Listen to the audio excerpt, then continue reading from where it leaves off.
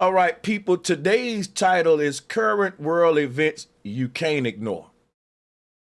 And the reason I say you can't ignore them is because there's a lot of things going on to make you ignore them or to keep us distracted from serious issues that's going to be affecting us all while focusing on things that really ain't going to be affecting you. And I'll get into that in a minute.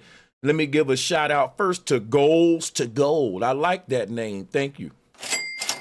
Thank you for the super chat. And so I just want to say something. I don't know how to say this because I'm on the West Coast and I'm kind of beating around the bush trying to find a good way to say this.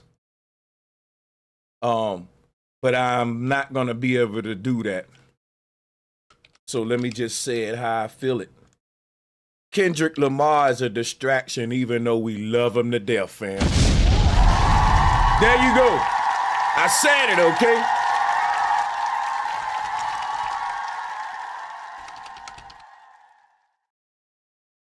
I said it. Oh, man, I feel a lot better now. Okay.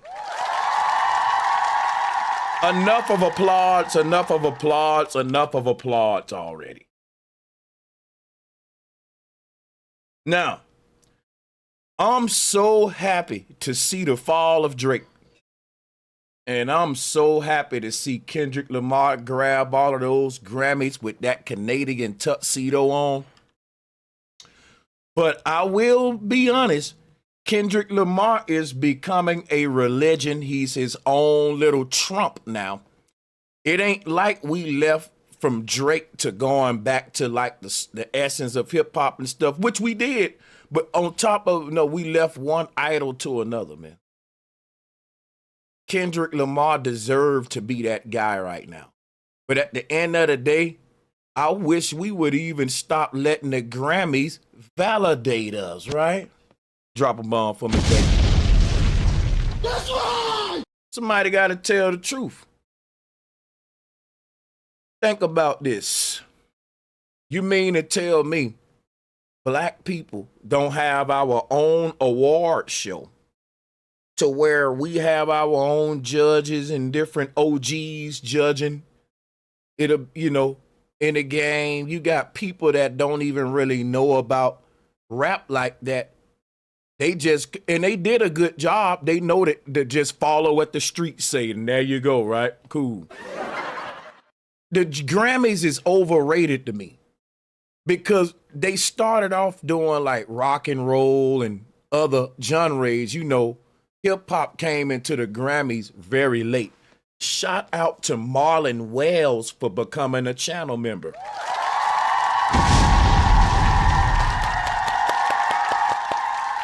Thank you, Marlon.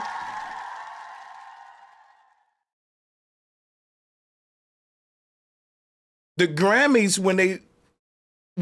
there's been times where the Grammys have been out of touch with the streets, with the grassroots, and they've made horrible decisions. The Grammys got smart. They said, you know what? We just gonna, whatever the streets rocking with, we just gonna do that. Kendrick Lamar is a prime example. But I'm really starting to, and it ain't nothing against Kendrick, salutes to him. He definitely deserves it. He's killing it. He's doing his thing, and he's exposing Drake. Is also an esoteric spiritual side to all of this. The fact that Kendrick Lamar have had the symbolism of like a Messiah. The Christians was mad at him because he had the crown of thorns on. He was in the Jesus pose. The name Drake means dragon. So in a way, on a hip hop level, in a crazy way, because we're in a simulation, reality's algorithm keep acting out these weird, like, binary code sequences. I don't know what you want to call it, man. But it's crazy because it's like, okay, Kendrick is the Messiah because, he had the image of Christ and all that. Drake is the dragon. So right now in the end of days, just like the book of Revelation says, Draco, the dragon, is being defeated by the Christ, right? The one, who has the crowd, the masses behind him, like Jesus, Crazy how that plays out on all levels. And that's just something crazy. But that's neither here nor there. What I wanted to point out about Kendrick Lamar is that there's a huge time for Southern California to be celebrating right now. And they are. Cali's celebrating. Kendrick got the city turned up. But the fires is turning the city down. So if you think of what's going on in Cali, it's a weird dynamic right now to where they kind of got the people distracted on so many. It's weird because a lot of Californians are really just concerned with the Grammys and Kendrick until it's their house. And what I know, if anyone know what's going on, it's Californians. And what's going on is that the fires are not stopping, people. I covered this stuff a few weeks ago, and I thought it'll just be okay, the California wildfires, and they'll stop eventually and we'll move on to the next topic. No, nuh-uh. These fires are not only continuing, they're getting worse, people. Oh, my God. Who would have thunk it? Now, if you've been following me, you already know this is direct energy weapons, and I'm not going to keep beating a dead horse and being redundant. You can check out all of my material on this topic in this playlist. All you got to do is look through the videos. You'll see the one with the direct energy weapons. We don't want to be repetitive. You can go check that video out if you new here.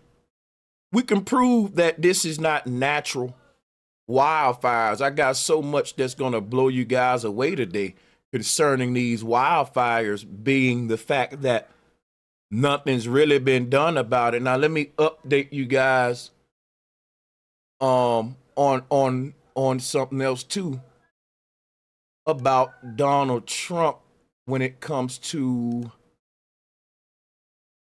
these wildfires. See, because Trump is going over, we about to go to war because we're going into the Gaza Strip, and I'm going to update you on that. But we're finna spend a lot of money to aid Israel to basically colonize more land. You know, America, we're the manifest destiny country, right? We're the cruise world conquest, right? Let's not joke about it. All is mine. Welcome to Illuminated Initiate, sir. Thank you for joining the channel. Thank you. We're going to war, and the hypocrisy I want to point out is Trump promised us that he wouldn't go to war. Kamala promised, a ceasefire, all of that stuff. I believe both of them would have sent you to war because both parties cater to the small hats. And this is a Zionist agenda, right? And they basically, we're going to see the Western world empire expanded in our lifetime. And the expansion of the Western world will be the main cause of us going to World War III. Shout out to Rula. Let's go, bro. What's the events? Trump signed a few things, getting closer to the master plan with Elon with these new drones and weapons. They striking cities. You better believe it. Thanks, Rula. This is facts. And you're right. You're spot on. We're under attack, basically. And what I wanted to point out was, as we're under attack, we're dancing, celebrating, just like the Bible said. Now, as the attacks get worse, the distractions are going to get worse. We got to talk about Project Smart City here in California.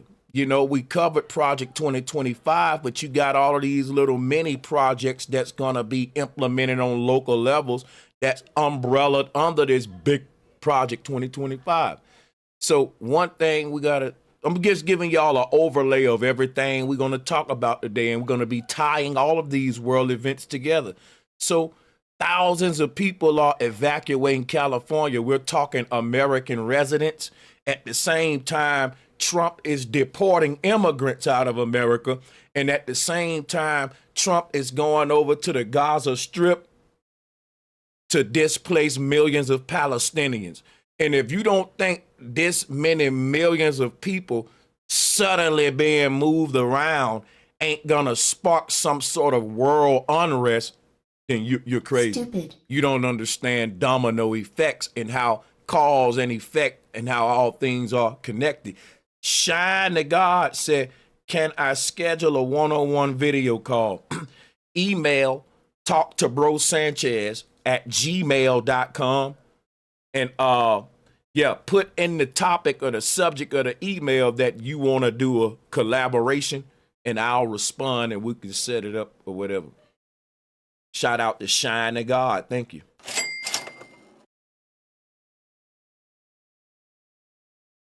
It's a lot going on. Now, let's start our reviews.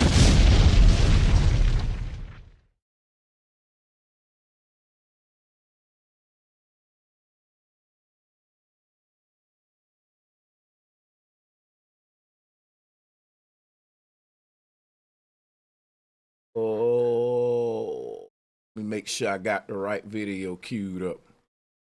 All right, yeah, let's check it out. As we can see right here, the god of archery, and he was also known as the god of... Let's take it back. Take over the Gaza Strip, and we will do a job with it too. We'll own it. Well, I'm not sure about you guys, but ever since he became president, it sure seems like he has went out conquering and to conquer. Which, as you guys know, reminds me of the white horse rider of Revelation chapter 6, who had a bow and a crown was given to him. A crown was given to... When has the Bible been wrong? And the only people who don't know what's going on in the world are the people that's reading the Bible. But the people that's deciphering the Bible, they know what's going on. If you read in the Bible, like the average Christian and church member, they still watching the news and they going on what the news showing them versus going by what the Bible's saying and then seeing how that's playing out on the world stage and deciphering the symbolism.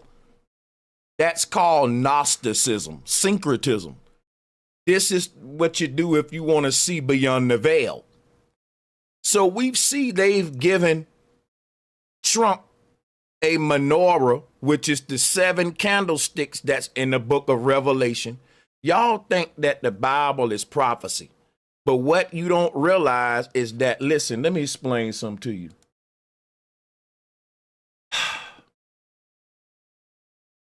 This is crazy, man.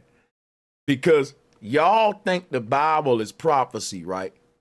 But the world is a stage, and the people on that stage are acting out a script. And guess what that script is? The Bible. And guess what you do? You see all of the events in the world taking place, and you say, man, the Bible is prophetic. The Bible is the script that the world leaders are acting out. And that's why they all swear in on it. They put their hand on the Bible. Listen, we live in a theocracy. That is a government that is ruled by a religious order or a priesthood. That's why you see the small hats around Trump. That is a priesthood. That is a religious order. The small hats are a religious order, a priesthood. So their book is the Bible. The book that the Zionist small hats use to manifest their destiny upon everybody on the earth is the Bible. Because they're written as the children of this demigod called Yaldabaoth, the ruler of this world, and this is his chosen people. They're telling you the truth. This ain't our home. This is their world. That's why it ain't going right for us. It's going right for them. Yaldabaoth is the ruler of this world, and this is his people. Now check this out, right? All of the Abrahamic faiths have these people's fate written inside of them. So every book is prophesying the coming of the kingdom of Zion. And everybody is looking forward to that kingdom because they're saying that to the Christians, Christ will rule it. To other religions, they God will rule it. But everyone's religion, if it's an Abrahamic faith, the end goal of it is Zionism, which is in a nutshell just the continuing of the Western world empire through manifest destiny and world conquest. It's going to be justified by the Bible and religion like it always have been. So when the president is swearing in on the Bible, you can't serve two masters. Are you going to carry out the will of the people, or are you going to carry out the will of God? Because if the will of the people, right, is to make America great again, but the will of God is to destroy America and all of the world kingdoms, then these two wills are in conflict. We got to ask which one will be acted out. Do you think this story will end with the people being granted everything they've promised us happily ever after? Or do you think it'll end in world war, right? With the world being destroyed just like the Bible said and wrote out. I'm telling you that it's going to always go the biblical way. And that's not because the Bible is prophecy. It's because the Bible is the script book that these actors are acting out symbolically. They're making all of the events of these religious books come to pass. Why? Because these religious books is the wills of their forefathers and dead fathers left them behind to carry out so that their children can stay ruling the world. What you're calling the will of God is the will of a bunch of rich dead men who wrote out their will. And let me tell y'all something real quick, man. I'm broke, right?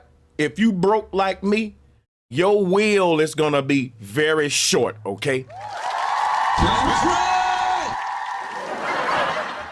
I'm just saying, if you broke like me, you ain't gonna have a long will. You ain't got a lot of stuff to pass down and a lot of orders to give. Now, just think, right? Let's think if you're a queen or a king and you got trillions and trillions of dollars in land. What if you have a plan of world conquest that's so long that this plan will continue even after you die?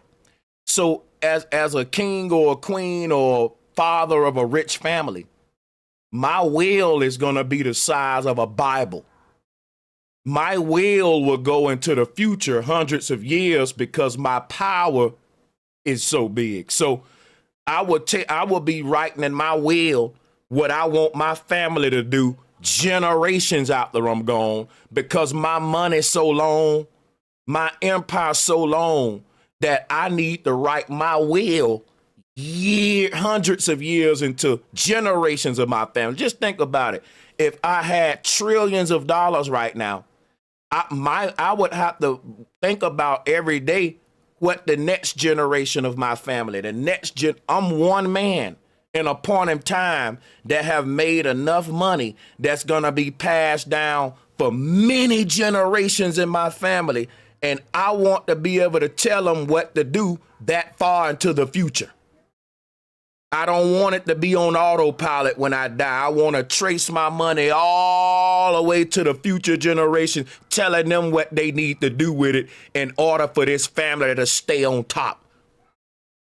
And that's written in my will, which is and that's when these people are reading the Bible, they're reading the will of their forefathers who was going around the world on conquest. And they're going to carry that out. They're going to carry that out. Okay. And if they know that if they carry that out, it will ensure their victory over everybody else. It's a script that ensures their success as long as they stick to the script. So when you see them swearing on the Bible, they're saying, let thy will be done. They're letting their forefathers' will be done on earth. They're carrying out manifest destiny of long history of crusaders and rich families, and their will is being done on the earth. So if that is the will that they're swearing into to carry out on the Bible, they can't be also serving the people if they're serving their God Yaldabaoth.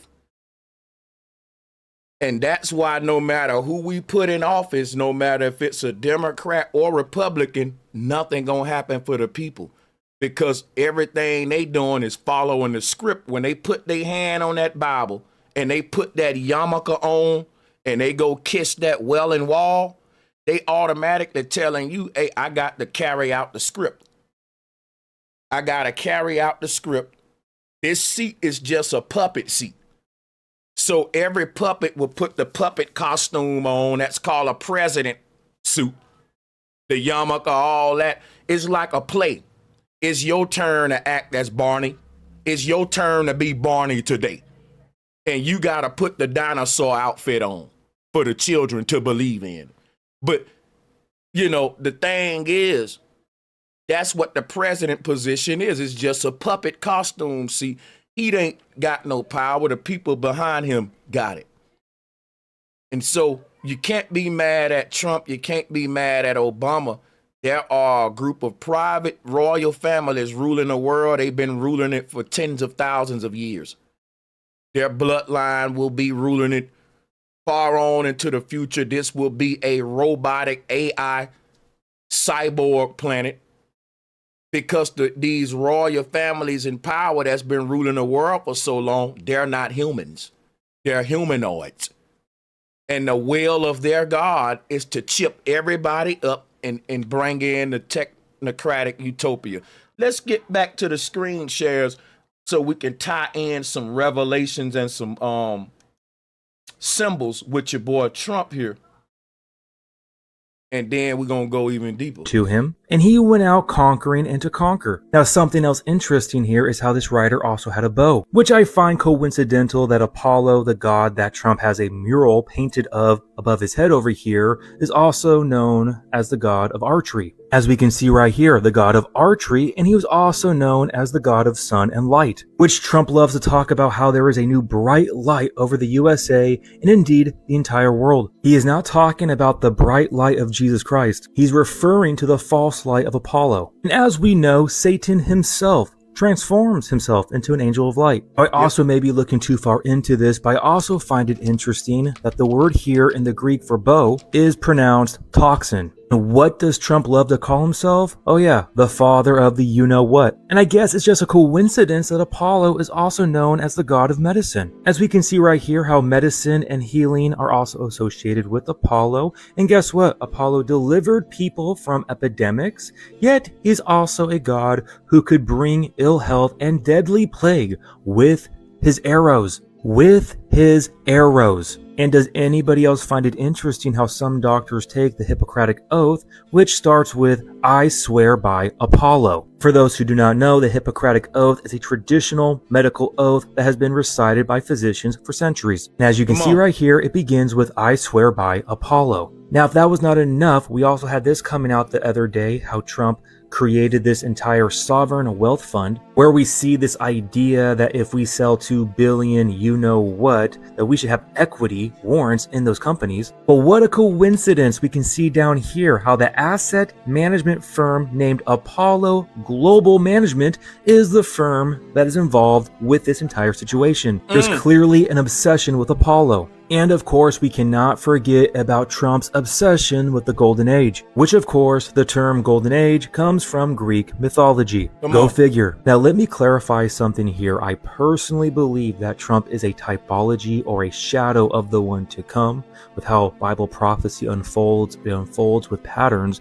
But with that being said, he's either at best a typology or at worst the literal fulfillment. At the end of the day, it does not even matter if he is the guy or not. What he is doing right now is laying the foundation for the beast system. He is setting up the grid with artificial intelligence, and then the you know what that gets put into your body, can't even say here, that tied with conquering and to conquer, trying to create Canada to become the 51st state, trying to obtain Greenland. Now we see him taking ownership of Gaza, which again is going to lead to the third temple, creating this false sense of security for the Israelis, for then something to then happen in the future. It's all setting the stage perfectly right now, guys. So insane with everything unfolding. I've been really meditating and Okay, so good syncretism. All of the signs are lining up with Trump as far as the book of Revelation, the one who rides the white horse. And that brother just did some excellent syncretism. I want to drop it at a bomb. That was great syncretism.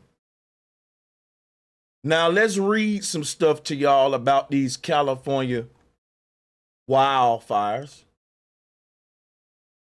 Let's talk about the California wildfires that's getting worse and continuing to go on. Make sure if you haven't that you like and share the video. This is live footage right here from CNN. Yes, they've been covering these fires, and the fires are expanding. 10,000 acres. They had to open up the prisons and let the prisoners come help the fire department. But a lot of people are just shocked. They're in awe about these fires. The fact that they ain't stopping. They're getting worse. And I've seen footage that, man, I'm talking about, it looked like an inferno in some areas. Check this out. The aerial views. California is burning down, man. California is burning down as we speak. And they're celebrating Kendrick's 5 Grammys. And the Grammys never cared about black people. Come on now. That's right. While we being distracted. We knew Kendrick was great.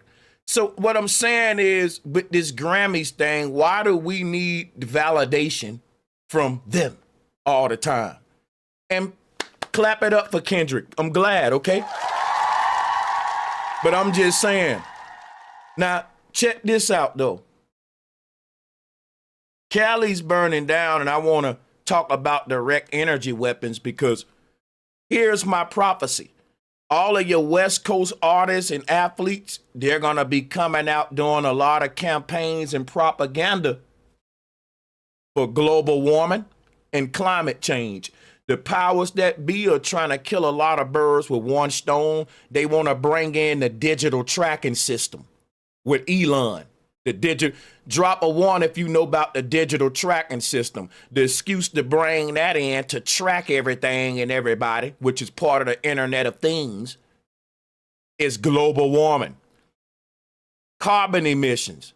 Now, how do you fast forward and warp speed these implementations? You need radical events to unfold. Cali ain't got but a little bit of time to get ready for this Olympics. And let me tell you something, right? California is being attacked by advanced government. How can I put it in another word? WEAPONS. Got a food algorithm. People being attacked by the powers that be. And you know the people that's being attacked the most, they gonna distract those people the most. So if you really felt the spirit of Cali right now, it's really celebration versus uproar, asking questions, which if I was in Cali, I would be so concerned as a citizen as to what the world going on with these fires and why they getting worse and what the world, man, we'll be in uproar. I would be raising, rubber rousing with the people on the ground. But I would be saying, listen, Donald Trump said he was going to put Americans first. He ain't doing nothing about all of these residents in Southern California, but he's spending more money with Israel to go conquer land in Gaza. You know why? Because Trump is the president. He's just out for land grabs.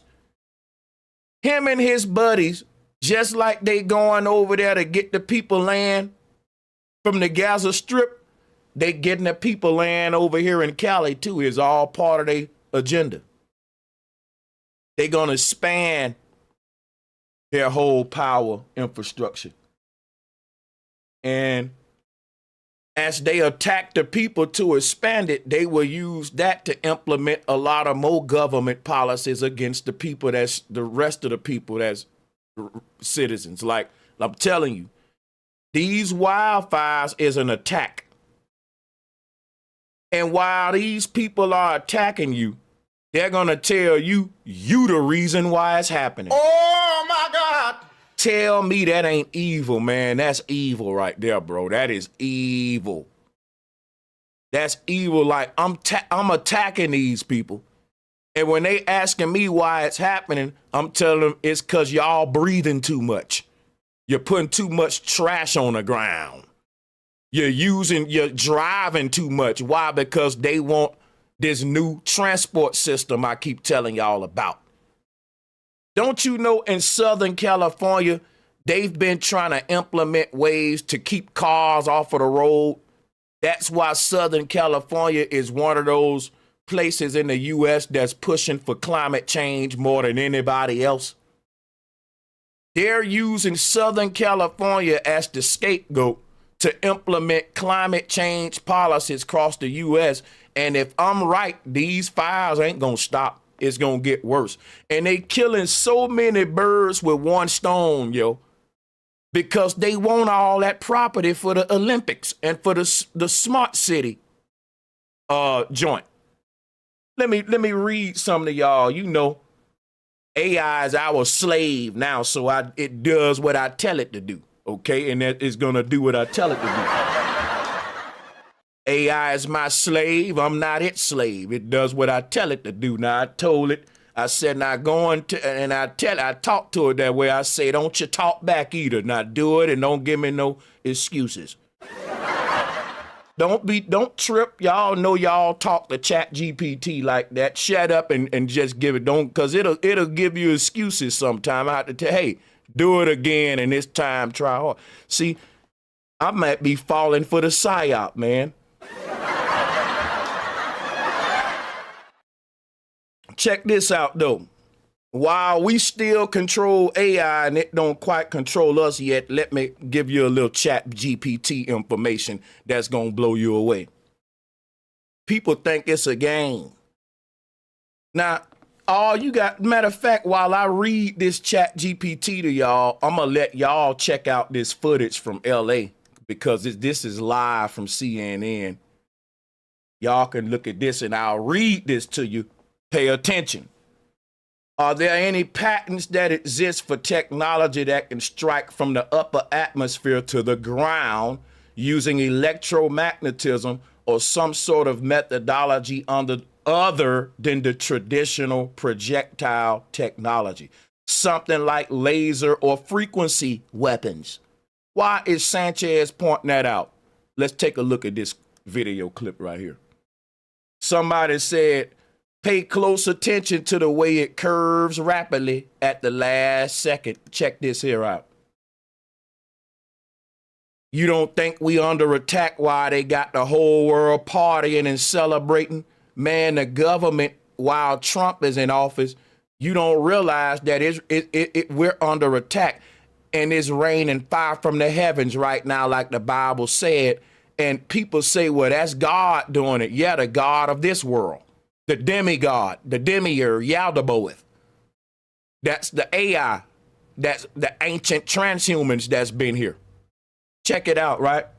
This is not a solid object, y'all. Okay, there's a lot of plane crashes. There's a lot of fires and floods, and there's a lot of partying and distractions. I want you to pay attention to this thing when it falls out the sky and look at it curve at the last minute right before it hit the ground. What does that? You didn't see that? Drop a 1 in the chat room if you saw that. Pay attention. Look at it again. Study this thing, because we're under attack. Ain't no time to play. Check this out. People can say, well, Sanchez, that's a real airplane. They got the black boxes and all that. Okay. I'm still opening up my mind, thinking outside the box, and I was doing the same thing with September 11. And you know what I don't like? I don't like the fact that people think that I'm disrespecting any victims that died by questioning, is this a government attack? I'm actually honoring those victims, because if I died like this, I would want the people to ask all the questions so that they can really get to the bottom of what really happened to me. Because everything the news say ain't always the truth. And listen, you can question events without being disrespectful to the people that passed, because what I never will say is that it's fake that someone was a victim or that people was unalive. That's never fake. It's always casualties. The events may be fake, but the casualties aren't. You know? So we got to learn how to question these things without letting them use the whole victim tactic against us to stop us from looking into who may be the real culprits behind it. Because that's a thing now. Once you say, man, this don't look right, people will bring up the victims and they'll think they make it like you disrespecting the victims. But that's psychological operational programming. And they've been programming us like that for over a decade now. Matter of fact, ever since 9/11, we've been under that psyop, and it may be even older than that.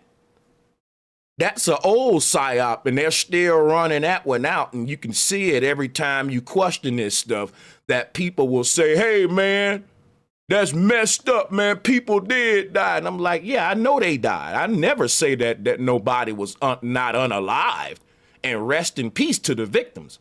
But we're doing those victims due diligence right now, because we're in a time where we can't trust the people in power. And while they got us distracted and playing and all that, a lot of this stuff just looking fishy, man. And it's like the more fishy that stuff look, the more we look the other way and be distracted by something else. And they always give us something that's worth the distraction. Because I love hip hop. You don't know how bad I want to do some videos about Kendrick Lamar and talk my crap about Aubrey.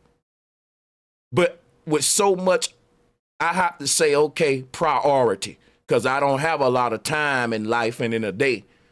What am I going to talk about? What's more beneficial for the people, right? And then when you do that, you'll say, okay, this is really a distraction right here, because I was just about to talk about that. And really, this is what's going on over here that ain't nobody talking about. Why they talking about that? Now, check this out.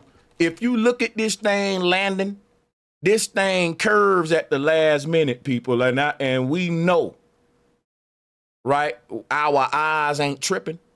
And I'm going to show you what it did. It did like this. It said, boom.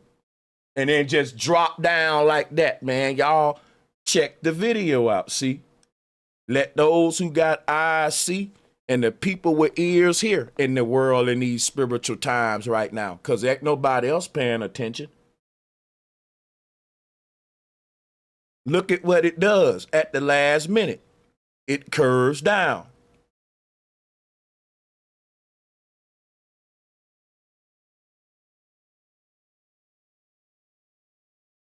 So you know what that mean, right? It seemed like somebody controlling that with a drone. Let me show you how it looks. See, when somebody flying something with a drone, when you got the little virtual reality goggles on, that's my incense. You got your virtual reality goggles on, and you are the drone. You like, boom. And in a video game, the closer you get to your target, the more you know how lined up with it you are. So the closer you get to your target, you can make these quick little adjustments real quick right before you land. If you looking through VR goggles, because you're like flying, you are the drone and you're going to crash yourself. But the moment you crash, you take the goggles off. Now, if you flying this thing like that, because I know the government got this kind of weaponry, imagine this. These are the kind of last minute adjustments that a remotely manned drone would make. Look at it again. These are like those last second, I want to hit my target spot on and I'm getting closer to it so I can also see how off I am. And this is these moments where you can make those last minute adjustments and boom, steeper dive, boom, to get the, you see what I'm saying? Because if you look at it, this thing would have passed the road. If it would have kept straight like a normal bullet or any normal projectile would, because bullets just don't curve when they want to, right? It would have passed this street. It would have overshot this highway. This thing had to make a sudden dip to get right there on the road in the middle of traffic right there. And if you look at it from up here, you will see if it goes on that straight trajectory, it's not hitting that road. It's just going to hit that stove across the street. Look at it. If it don't do that quick nosedive, it's missing that road. Tell me I'm lying. I've been watching it now. I told you this stuff don't look right. And it's okay to question it. Rest in peace to the victims. We ain't saying that no one was unalive. We saying this stuff is looking crazy in the world today. All right? So that go one thing I want to point out, because as y'all look at this fire footage, I wanted to show you all the ways that we're under attack. And this is frequency weaponry, direct energy weapons. This is advanced technology that came up out of paperclip. We've been telling y'all about this stuff. So let's read. I said, because matter of fact, while you look at this right here, listen at what I'm going to read now. Are there any patents that exist for technology that can strike from the upper atmosphere? Because I'm going to tell you right now, if they only recovering, check this out, right? Check this out. It's one thing, right, to have, because I'm going to tell you like this. In some of these cases, you got real airplanes. In a lot of these cases, they ain't recovering nothing. In the case where they ain't recovering nothing, that wasn't a physical object that attacked you. In the case where they recovering a plane, it's because they need some real incidents to happen to hide the fake ones that they about to start bringing. And it's about to get crazy. And how you know I'm right? Because if I'm right, plane crashes are just about to be the new norm now. Because if you're gonna start striking people with DEW weapons, you need some real planes to crash so that when you hit with all these non-plane attacks, you can just say all of them is this new plane epidemic. What's wrong with planes in America? And it'll just become this big news story of we got to do something about the aviation industry. And that's part of the Great Reset too. Because they've been saying they don't want human pilots. They want us eventually to be in unmanned drones by 2050. And that's going to be your new aviation industry. And guess who's going to get all the contracts for that? Elon Musk. He's going to be a trillionaire in our lifetime. Because our country is going into a private transport system. Ain't going to be no more everyone got a little car parked at their house. It's going to be a network of Teslas that are AI driven, and everyone going to be dressed the same. We're going to get around in the same system. You're going to have drones in the sky like the Jetsons carrying people everywhere, driverless cars on the ground. People ain't gonna have cars. It's gonna be so many robots in our society with cars. It ain't gonna be enough room on the road for people with cars and driverless cars everywhere. So they're gonna do away eventually with life as we know it within the next 25 to 50 years. Now, when I was young, I saw older people. Well, I heard older people tell stories of how life was so different when they was a boy. And I didn't really, I just brushed it over. Drop a one if y'all did the same thing. Older people would come to us and they would say, young blood, this world today, I don't know nothing about this world that y'all young folks live in. The world was so totally different when I was coming up. Everything is just different today. Older people would tell us that when we was young, but we was young. That was the only world we knew. So we couldn't relate to what the old head was saying, right? The old head saw two worlds. We only saw one. Now I can say that now. I can say that, hey, I'm going into a new world that more suitable for my children them. And they are like more technological, more acceptable to AI than me and all of that, you know. And I kind of worry when I'm gone, are they going to make the right decisions or fall for the beast? I know some of y'all do too. And this was the worry that the old heads had when they was telling us that. They weren't just telling us that to tell us that, okay? So, yeah, I brushed it off, Jason. Because I was like, okay, just another old head that's, yeah, okay. You know. But man, I see now. But it's going to be hard to explain to young people about this kind of technology that the government may be using against us because we was researching this over a decade ago. Now, if you look at this right here, and listen to what I'm reading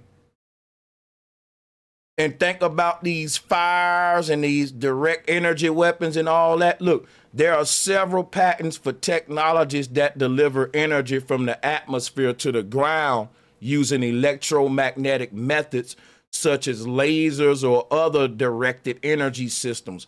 These technologies are commonly referred to as directed energy weapons. Now, this is what's causing the California wildfires because these things aren't burning natural, and natural wildfires don't last this long during this time of the year.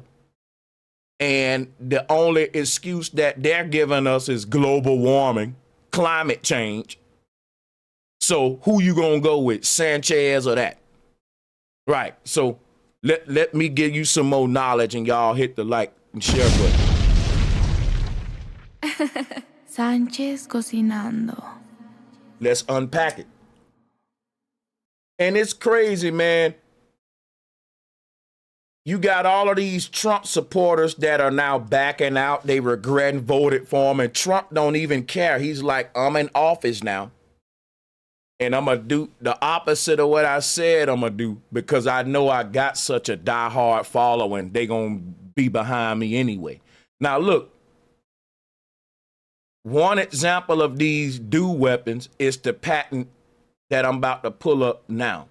For the people who think it's a game, you could do your own research with this. Here's the patent for what I'm talking about. So, it is the direct energy weapon patent. You can copy this number and pull it up yourself just so I can show my sources and receipts. Because people be thinking that, man, y'all some conspiracy theorists, bro. You can go and pull up the patent.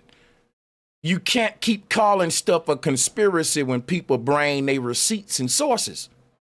So now that you got that, let me get back to what I was saying.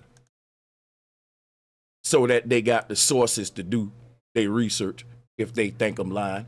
Now, So this direct energy weapon patent, it describes a system utilizing multiple fiber lasers to generate high power beams directed towards a target. Each laser unit includes a fiber laser producing an output beam of at least 1 kilowatts, an objective lens arrangement for focusing a beam, and a fine adjustment mechanism for precise targeting. That's important. That means if I only want wildfires in Southern Cali, I'm only going to get wildfires in Southern Cali. This is very advanced technology. And then you can start to expand those fires to other areas and say, well, it's heating up here, here, and here too as you strike. And the people will go along with it. They'll say, yep, we got to do something about this. And they will agree to the digital tracking system, even though they're under attack. See how they killing 2 birds with 1 stone? They get to depopulate these areas that they want to claim for land grabs and then usher in the climate change laws at the same time. Now, watch this. Are there ways to cloak direct energy weapon attacks and make them appear as airplane crashes and wildfires? Okay, let's read. Theoretically, right, certain directed energy weapons could be used in a way that makes their effects resemble natural disasters or accidents, such as wildfires or plane crashes. However, there are significant challenges in doing so without detection. Let me correct ChatGPT on that.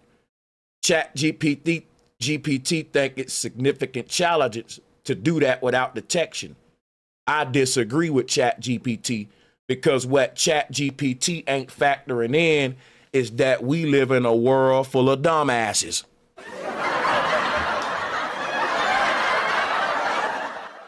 The average person ain't gonna question this stuff and look that deep into it and investigate it. They're gonna go with what the news saying.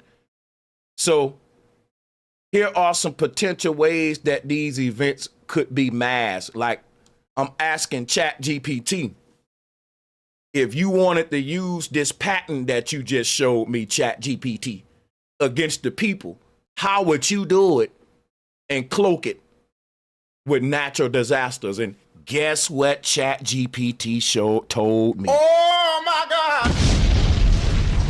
Oh, wait till I read this to y'all. Watch this. ChatGPT said the number one way to disguise direct energy weapon. I ain't making this up. Let me show y'all this real quick. Watch this. ChatGPT said the number one way to disguise a direct energy weapon attack would be to cloak it under a wildfire. What? Come on now, dog. Come on, man. This is what ChatGPT said. That ChatGPT said if it wanted to strike you with a dew weapon, the number one way it'll hide this is with a wildfire. Well, maybe it's saying that because out of the options I gave it, but that still is the one that is the number one thing event happening. So let me also put that in a disclaimer. I only gave ChatGPT a couple of ways to disguise it, and it arranged the order out of those 2 ways, which is the plane crashes and the fires. All right. And so it put wildfire above the crashes. That's so it just to give you. But I thought that was interesting, though. Now, check this out, right? It says energy absorption by vegetation. Some laser-based dews, if turned to infrared or ultraviolet frequencies, could ignite dry vegetation without leaving an obvious impact crater or burn mark associated with explosives. Remote ignition with electromagnetic pulses. Electromagnetic pulses or microwaves could overheat and short-circuit electrical infrastructure like power lines, making a fire appear as an electrical accident. During the California wildfires, people was pointing out the fact that the electrical outlets was more damaged put a one in the chat room if you saw that on TikTok. People was pointing and showing the electrical outlets, and them things looked like they had blew up. Like on one video, I saw the wood in the wall where the electric outlet supposed to be. It was just a hole right there. So they was saying that the stuff seemed that it affected the electricity a lot. You feel me? Now, a natural wildfire ain't gonna discriminate on the electrical outlets. And it says electromagnetic pulses or microwaves could overheat and short circuit electrical infrastructure, like power lines, making a fire appear as an electrical incident. Weather and climate conditions. Using high energy bursts during heat waves or dry lightning storms could make the fire appear as a natural wildfire rather than an attack. All right. And then it goes into how you could cloak direct energy weapons behind plane crashes, electromagnetic disruptions, high-powered microwave weapons or EMPs could disable avionics, causing planes to crash while making it appear as a mechanical failure. Now that's kind of scary. Mid-air explosion simulation.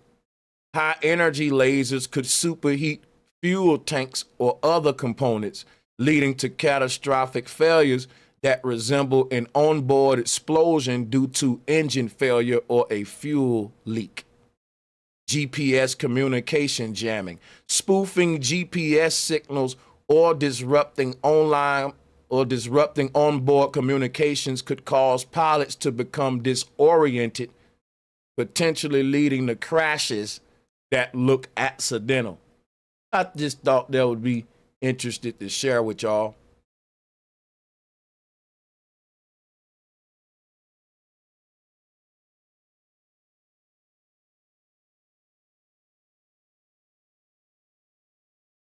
NASA said that the Earth is going to get hit by a comet in the year 2045. NASA, I'm going to do another stream on that. I got you. I'm going to talk about that. That's going to tie into the direct energy weapons. We're going to be seeing a lot of stuff in the sky that's going to make it look like NASA is protecting us from incoming threats. Like if they saying that a comet is going to hit Earth 2045, blue beam technology going to make it look like, oh my God, a comet's we're about to die. And then right before it hit the Earth, boom, they're going to blow it out the way. And we never going to see nothing fall to Earth. It's just going to be a big sky show. And people going to NASA going to become a religion after that. They're going to be the saviors of the world. How many other organizations can say we save the world? What if America's space agency, because we the only one with the technology that can blow out comets from the Earth. That ain't just going to save America. That's saving the world, Jack. This is part of Zionism. Because listen, I'm going to tell you something right now. I believe within 50 to 100 years from now, NASA gonna save the world. Oh my God! They gonna stage that thing out so far that people gonna be gladly paying more trillions into this thing, and they'll be willing to fight you for it. You think they defend NASA now? Wait till after NASA save the world with Blue Beam and knock this comet out the way and save life. People gonna start worshiping the dang on serpent. Like I'm telling you, they gonna get on their knees because they got blue beam technology that can make it really look like we about to get obliterated. It'll light the whole sky up. The sky like a big plasma screen for the devil to do his trickery, the magicians to do their little magic tricks to scare you. You know, when you were a child And the older people would make shadow figures on the wall to scare you with. And you were so young, your mind didn't understand like shadow figures. It got it a little bit, but if you was a little baby and you saw these big, black, ugly shadow figures on the wall, it'll look some kind of way. If you didn't know that that was your brother over there in the corner with his little bitty hands. So the little baby will walk in the room and see that big, ugly shadow on the wall and say, I saw the monster. And the little brother will be laughing his behind off in the corner like I tricked him again. He think the monster out there. And that's what they doing with the sky. They using our ignorance, us not understanding the nature of the heavens, to project things up there that aren't natural and scare us into submission, into giving away more rights, into giving away more money. And the little brother who is scared don't understand the nature of the wall and how you can project a shadow onto the wall. His young mind ain't figured out the shadow realm yet, the realm of projection. His young mind ain't figured that out yet. You can use that against him to scare the living daylights out of him. And that will make you very evil. But they are evil. And they're gaining a lot through our fear. This is the purpose of Project Bluebeam. It ain't just to do little things in the sky. It's to control you with fear by projecting these things in the sky. And that will translate to more power, wealth, and control for them. What if I told my little brother, if you don't wash the dishes for me, I'm going to make the shadow man come and get you. And he will be my little slave. Clean up my room and make up my bed too. Or I'm going to make that shadow monster come get you. That's some psychological slavery that's just sinister. And that's where we're about to go with Bluebeam technology. And people are forgetting about this, you know. This going to play a big part of World War III. But I do want to talk about the Gaza Strip. Because Let me cue this up for you. Let's listen. Let's listen. I told you so. We told you so. We told you what the plan was. We told you how Donald Trump and Bibi Netanyahu were like this. We told you about Miriam Adelson, and how he was beholden to her for all of the millions of dollars that she gave to him. We told you. We told you about his son-in-law and what he said in an interview, that Gaza was prime beachfront property. And we told you all of this before Election Day. And you still tried to silence us. You dismissed us. You tried to make it look like that we didn't know what we were talking about, when Black people have been dealing with this racist ass political system for decades. We told you. And now Donald Trump is giving a press conference with Bibi by his side, saying that they are going to occupy Gaza and move all of the Palestinians out.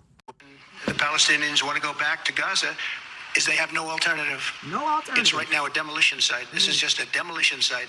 Virtually every building is down. They're living under fallen concrete that's very dangerous and very precarious. They instead can occupy all of a beautiful area with homes and safety, and they can live out their lives in peace and harmony. Trump is concerned with the Palestinians living on the rubble, but he ain't concerned with Californians losing their houses and living in a burning down inferno. This is the same guy that told us he's going to put America first. Trump said he was going to put America first. But if you look at the flooding on the East Coast, the fires on the West Coast, the plane crashes, Trump ain't stunt none of that. He's all about serving Israel. He's way over here in the Gaza Strip when America is falling apart. He's trying to do too much, man. He's trying to go to war with South America, buy Canada. He got fires in Cali, floods on the East Coast. They got UAP, UFOs.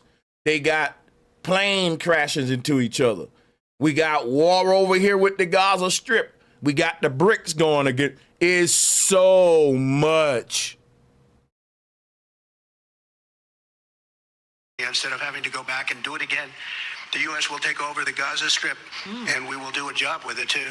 We'll own it and be responsible for dismantling all of the dangerous unexploded bombs and other weapons on the site, level the site and get rid of the destroyed buildings, level it out, create an economic development that will... He's about to go and rebuild the Gaza Strip for Israel, but yet people lost everything they worked for right here in California, and Trump ain't standing up against the insurance companies, y'all. This the man that said he was for the people and he was putting Americans first.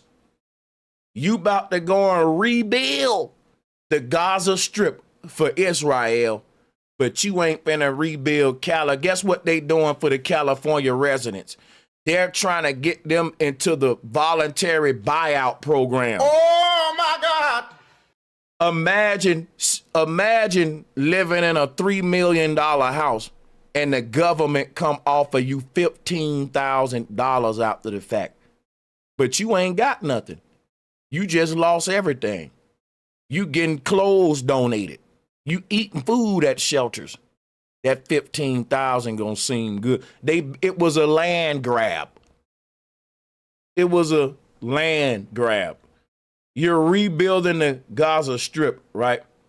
But don't y'all know that there is something that is called the, am I pronouncing it right?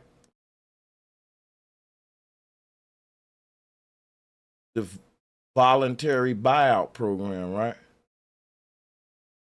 Hold on a minute. Hold up.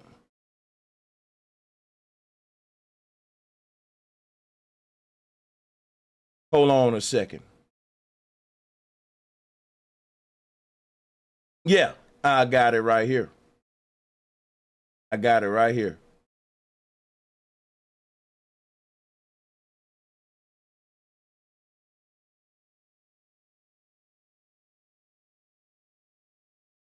So Southern Cal, listen at this, y'all.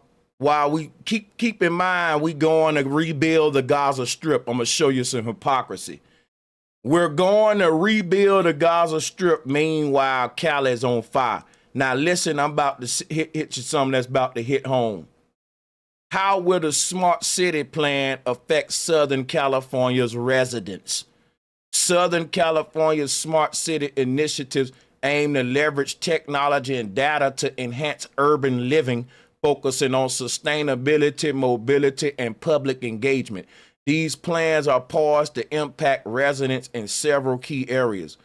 When they say public engagement, that means we all gonna be at a Tesla bus stop together talking while we wait for the next driverless car to pull up. And if you think I'm lying, look at what's number one on this chart. Transportation and mobility. You know why? Because Elon Musk has a monopoly on government contracts.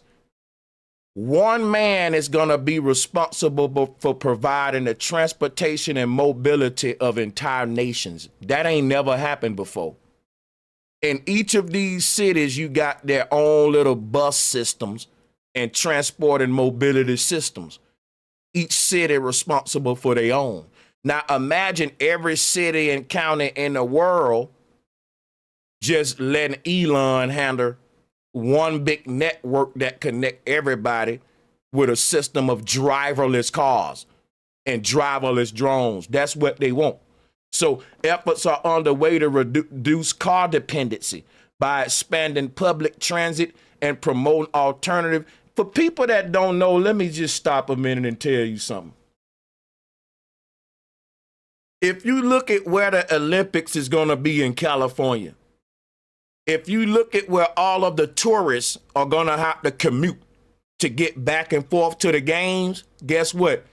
They got to drive through residential areas back and forth to get to the Olympics.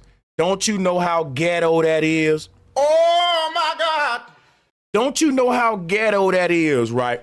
When you get all of these tourists from other countries to come to Cali, and when they book these nice hotels and these uppity areas to travel back and forth from the Olympics, they got to travel through these eyesore poor, because to them, these are poor community. If your house ain't worth, like if you got a $3 million house, they trying to, that's in the way. It's an eyesore.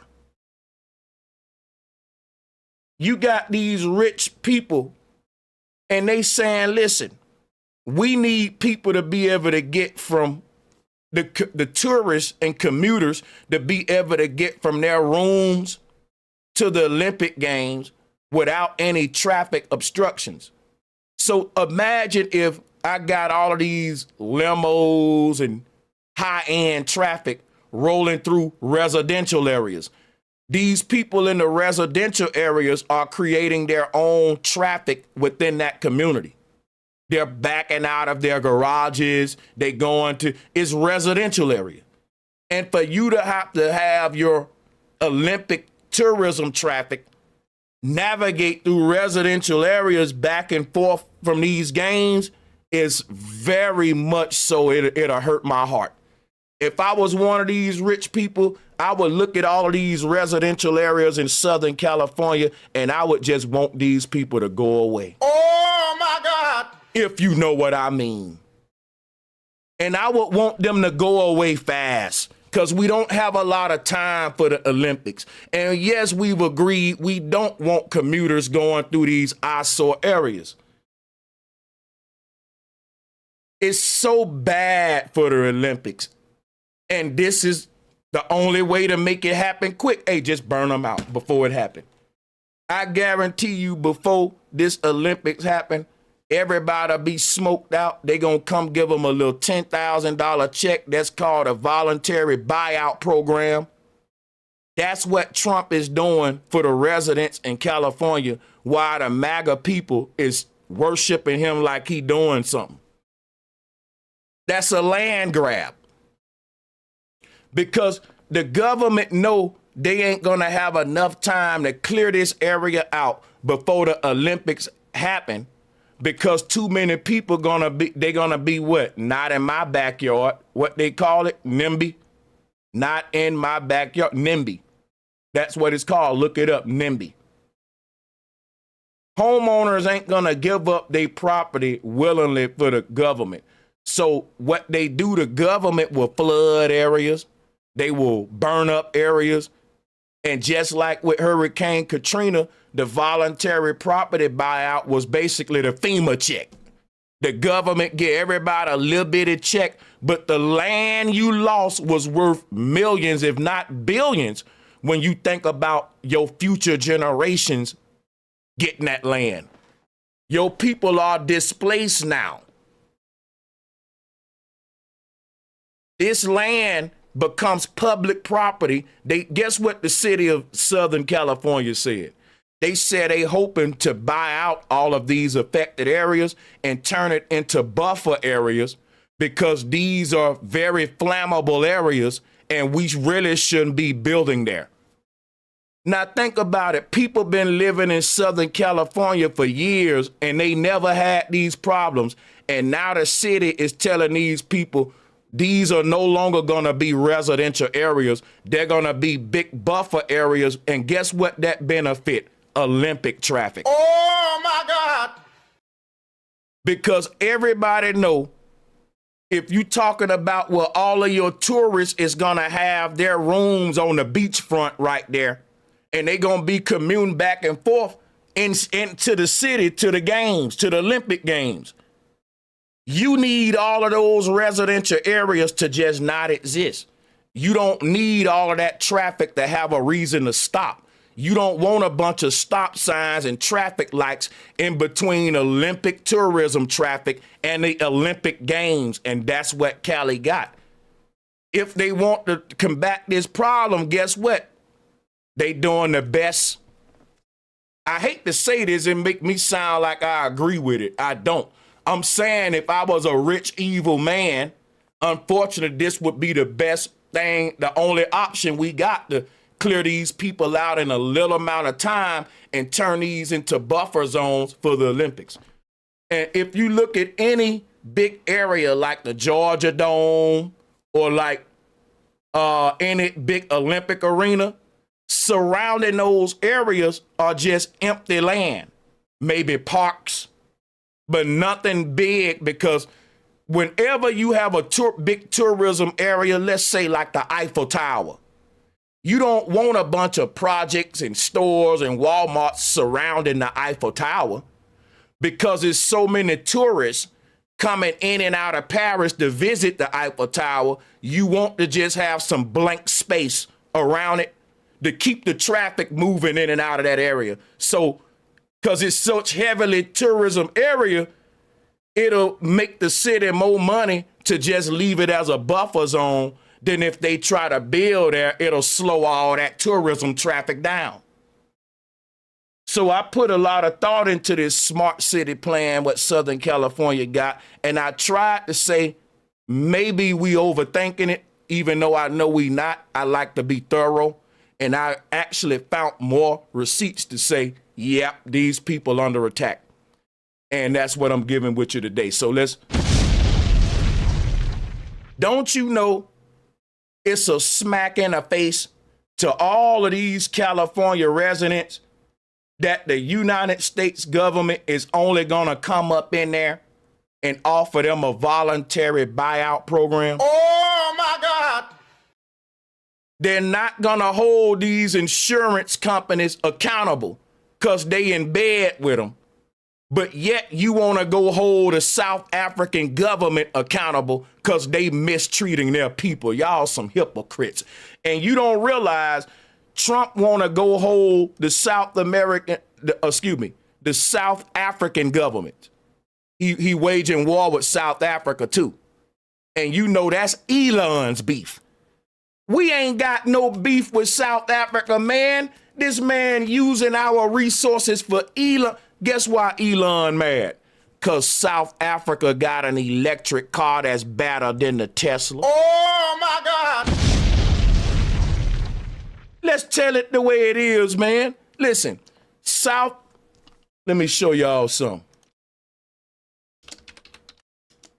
It's a shame what's going on in the world. Ain't nobody putting this out for the people. South Africa got the cheapest electric car in the world, I heard. South Africans listen, Elon got some competition, bro. South Africa got electric cars and they don't look bad. Let's see if I can find one. Here is supposed to be one. High performance electric cars is now real story. South Africa. Look at this. South Africa ain't playing, man. And this stuff actually look a little bit more better than Tesla. You know why? Because all Tesla cars got that signature Elon look where they want everyone to be part of the bro cult. South Africa's electric cars still look like traditional cars. They just electric. That may catch on better than the Tesla concept because everybody got to look the same in a Tesla. But with the concept that South Africa got, we can all still be uniquely different. Elon got competition. You got to remember that the Ethiopian dude had an electric car, but see, his ain't that cheap. It's more fancy and high tech. It ain't going to really be into mass production. But it's just the fact that, bro, we can do it too. And what they trying to sell Elon is like he's so much demand because of an electric car. And you finding out everybody and they mama got electric cars. Elon ain't special. That's just to dumb down Americans. These are facts. Hold up a second, guys. Give me 1 minute. Let me cut my fan on real second.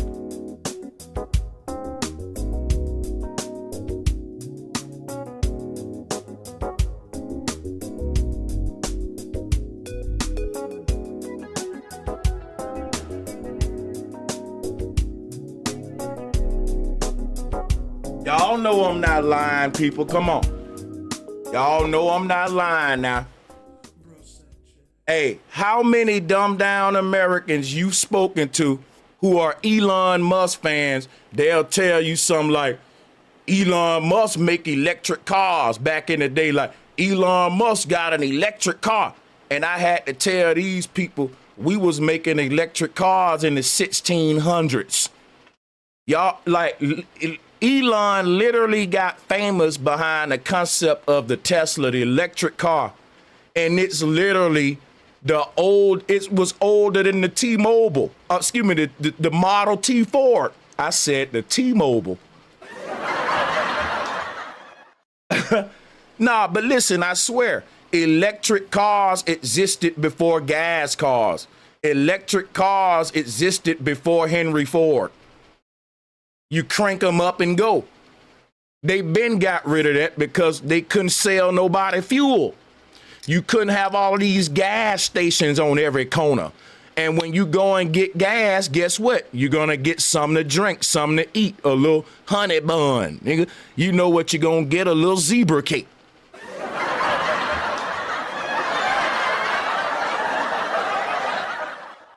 You know, and you know, while I'm at it, man, give me some of them Chico sticks.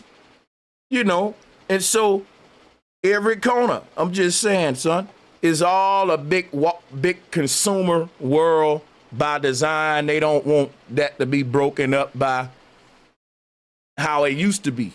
So, you know, the world was actually better back in the day than it is now.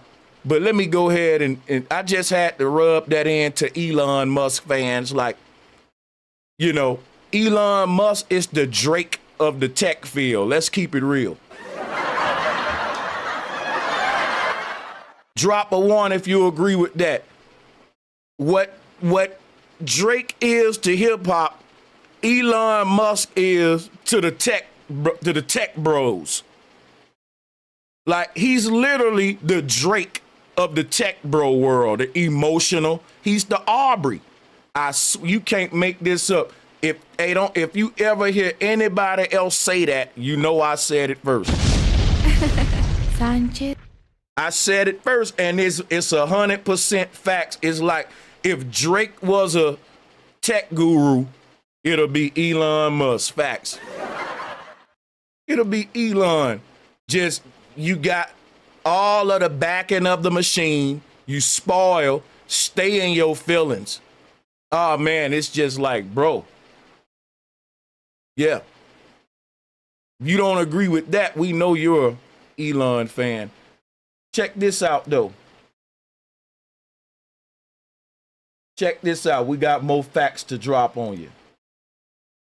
And then we're going to read some of the support. Thank y'all for supporting the show. I'm going to read all of these. Give me a minute.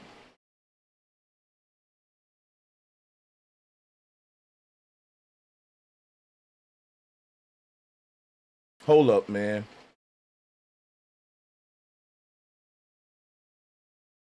Hold on. All right.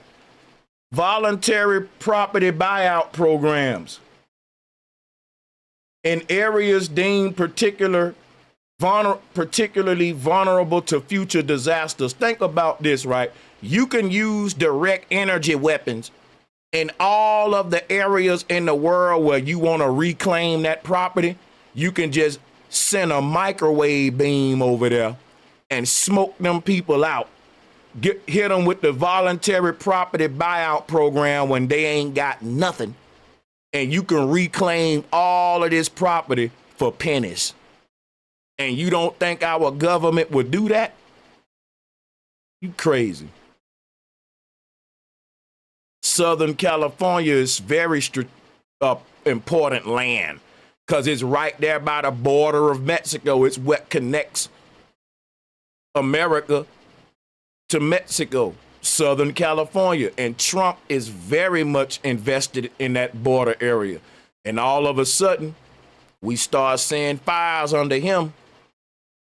It's just so much we got to talk about. I mean, if y'all think these fires are natural, maybe I'll let people call in, you know, and we can talk about it if we have time, but I don't think it's natural. I think it's due weapons, and I think it's a smack in the face of American people that Trump's response is voluntary property buyout program. What a douchebag, especially when you see what he's about to do in the Gaza Strip and what he's doing for Americans who worked hard and lost their property here at home. This was the same man that said he was going to put America first. Do y'all want to open up the chat lines? We want to open up the call lines? Let's see if we can reach our goal. We just need 5 super chats for $20. We're going to open up the call lines. But y'all such an awesome crowd. I never pay attention to the gold. I open it up anyway. Because you guys are so awesome. Let me give a shout out to Fela B. She said, what is flight mode on aeroplane?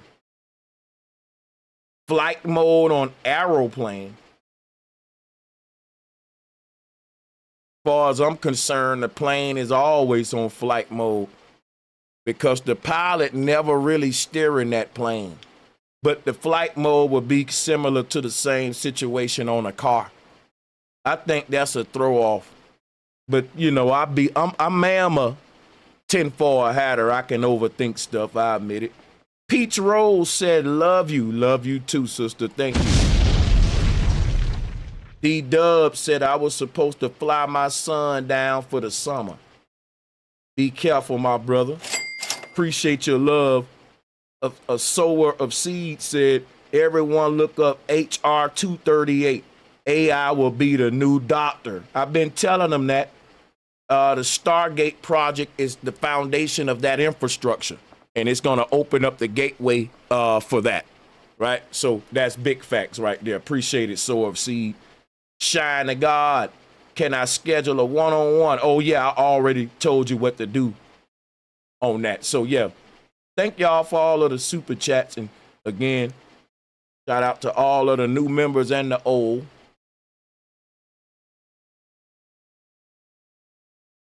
So, what do y'all think about this Grammy Awards with Kendrick? Like, I think it's time for black people to just quit letting the Grammys validate us all together.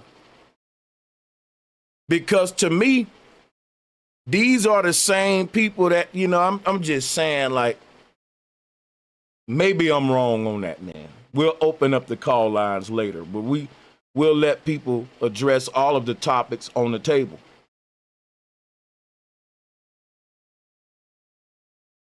So it was some more stuff about this voluntary. So the thing is this right here, right? It says that in the aftermath of recent wildfires in Southern California, there have been discussions and actions regarding property buyouts and protections for affected homeowners. So what they're telling these Southern California people is that it's stupid to rebuild there. They don't want these people rebuilding there. They're saying that these are basically high-risk wildfire areas. So Southern California this is a good excuse to lay the foundation for the Smart City project and for this Olympics coming up. They're telling these people that lost their houses, it don't make no sense for you to rebuild. Now, our government's supposed to be assisting these homeowners to reclaim their property and rebuild on their land. But what's going to happen is the government is going to say, these are high-risk areas. They can't make them not rebuild if they got the money. Most of them just lost everything, though. The insurance companies backed out. Trump not holding these insurance companies accountable, but he will put it all on the line for Israel. And you telling me he trying to do something that he gonna put some American people first like a fool. I'm tired of y'all, man. You just want to believe in the man because you like him like that. Let's let this sister here tell it how it is. Talk to him, sister. Well, right here. Seems like MAGA, they have been offended because a congresswoman called Trump a thug. Here it is. Democrats got out there and we said that our democracy was really at risk. People were like, oh, Democrats, you're out there, you're gaslighting. It's not our democracy. Well, he did say he'd be a dictator on day one. Oh, Democrats, you know, it's just Trump. He just talks. Well, let me tell you something. He is doing more than talking. We talked about Project 2025. We talked about the consolidation of power. We talked about how he wanted to be a... She's right. All of the Trump supporters like, man, that's just, they brush it off. They just so want to put that red hat on and be part of the team. They never been part of nothing. They will just overlook the detriment. King, we talked about in a democratic republic, that is not what it is. We have some sort of checks and balances. And make sure y'all sub up to Tabitha Speaks Politics. He is doing everything that he can to get rid of those checks and balances. The DOJ and the people that he's going after were simply doing their jobs. The problem is that Americans thought that it was okay to take a full-fledged criminal and make him the president of the United States, and then they want to act aghast when he does criminal things. Let me tell you, we have a thug in charge of the United States, and if we... And you know what? While I'm standing behind this sister right here.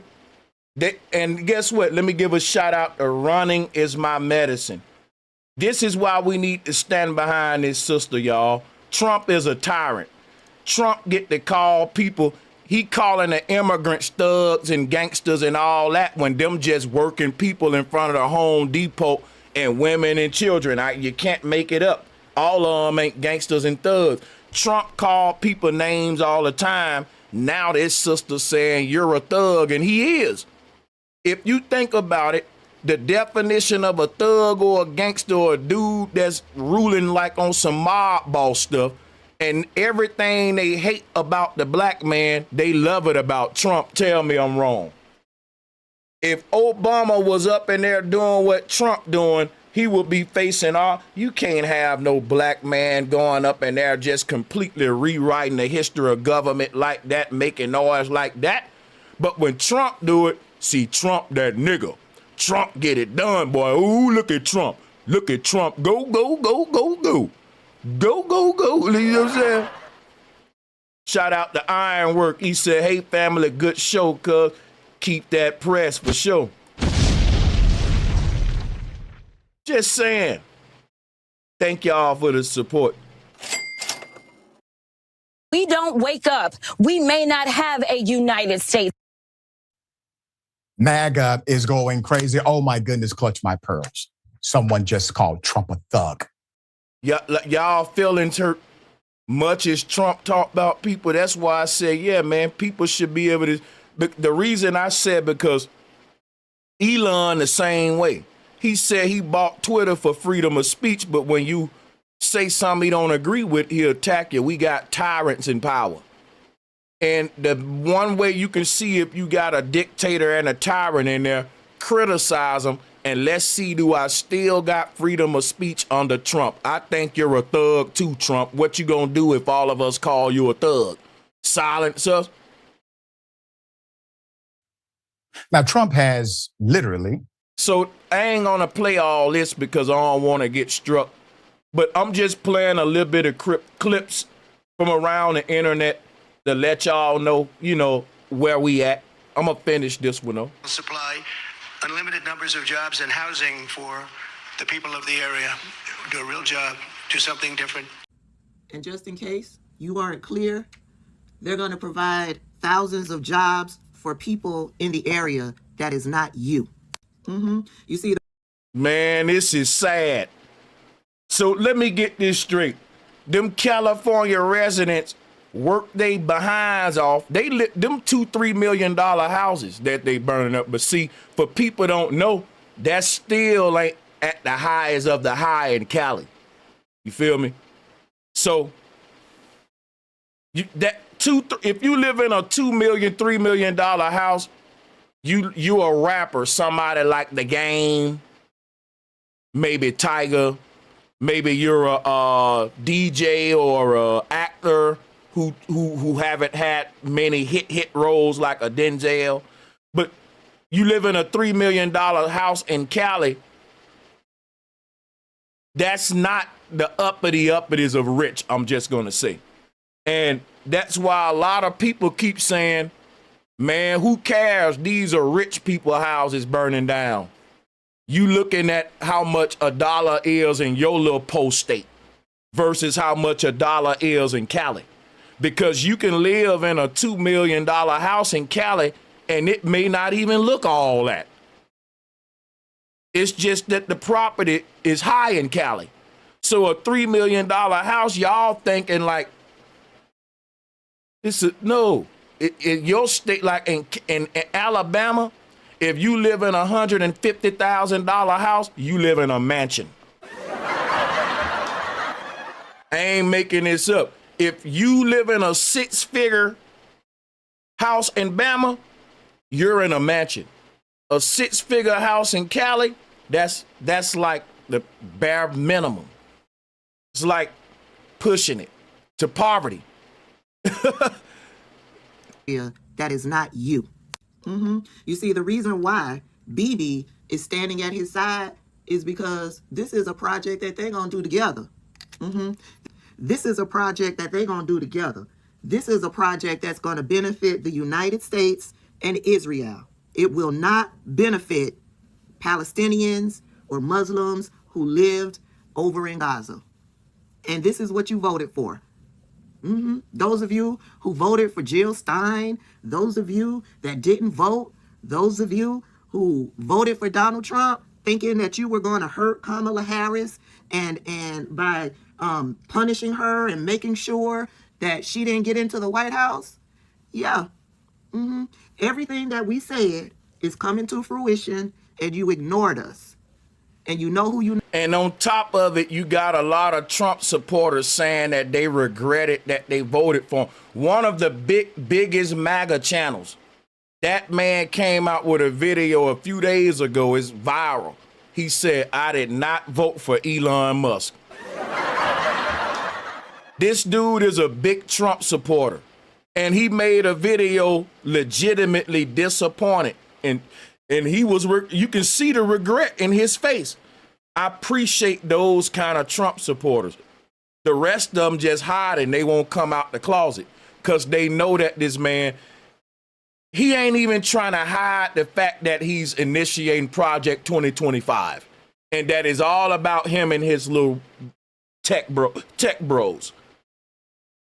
A shout out to the Moon2 Treefold. Is Trump only being cruel to be kind? Oh, that's a trick question there. Give me a minute to think on that one, brother.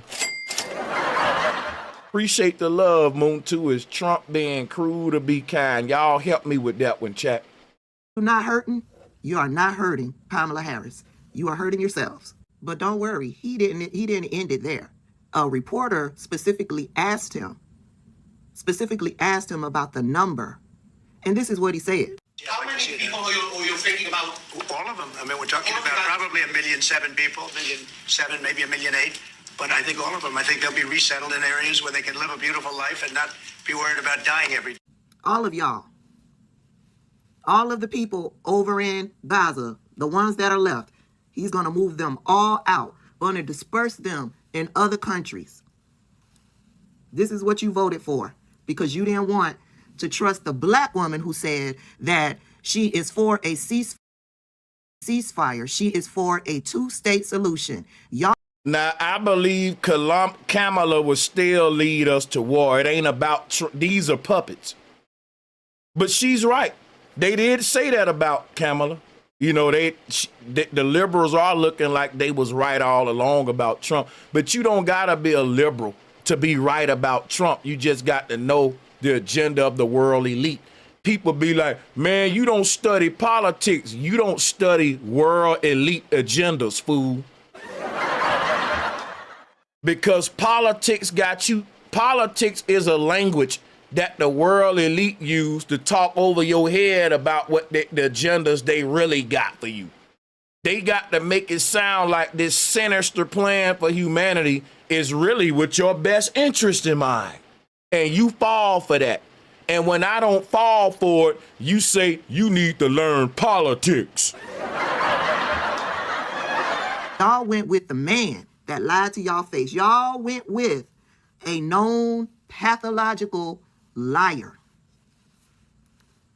Maybe you could get Jill Stein on the line.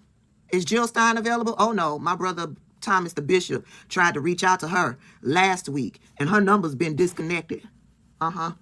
She ain't taking no calls. She on the beach somewhere, enjoying the fruits of her labor. I'm sure this time around, Putin doubled the check. She had to work hard for it. Yeah. So. Yeah. So appreciate that one. This I'm gonna just play a little this one. Right now, there is a basic test for journalists and for politicians. And people vote no, saying we ain't at the brink of World War III. I didn't ask you, do you not want us to be at the brink of war? I asked, are we at the brink of war? A lot of people vote no because they saying, like, I don't want to go to war. I hope we ain't going to war. That ain't the question. Are we at the brink of war? Hell yeah, we are, man. Y'all tripping vote no, but we gonna open up the call lines and we gonna let the people go at it, man, on all of these deep topics. So buckle up if you're a vocal person who want your voice heard. And it is a litmus test. Right now, there is a basic test for journalists and for politicians, and it is a litmus test, the litmus test of our time. Donald Trump, the president of the United States, has committed his country to commit an abominable crime. He's committed the US to annexing Gaza and ethnically cleansing its entire population. This is a grave and indisputable crime, the bare minimum right now. So if you still think we ain't going to World War III, you got to be a fool. I'm going to rewind this one more time, just these first 25 seconds. If you think we're going to just be bullying Palestine and other people ain't going to get involved, you crazy. We've been warning y'all that we going to World War III. We've been warning y'all. And World War III going to be crazy because they're going to be implementing new AI technology during this thing.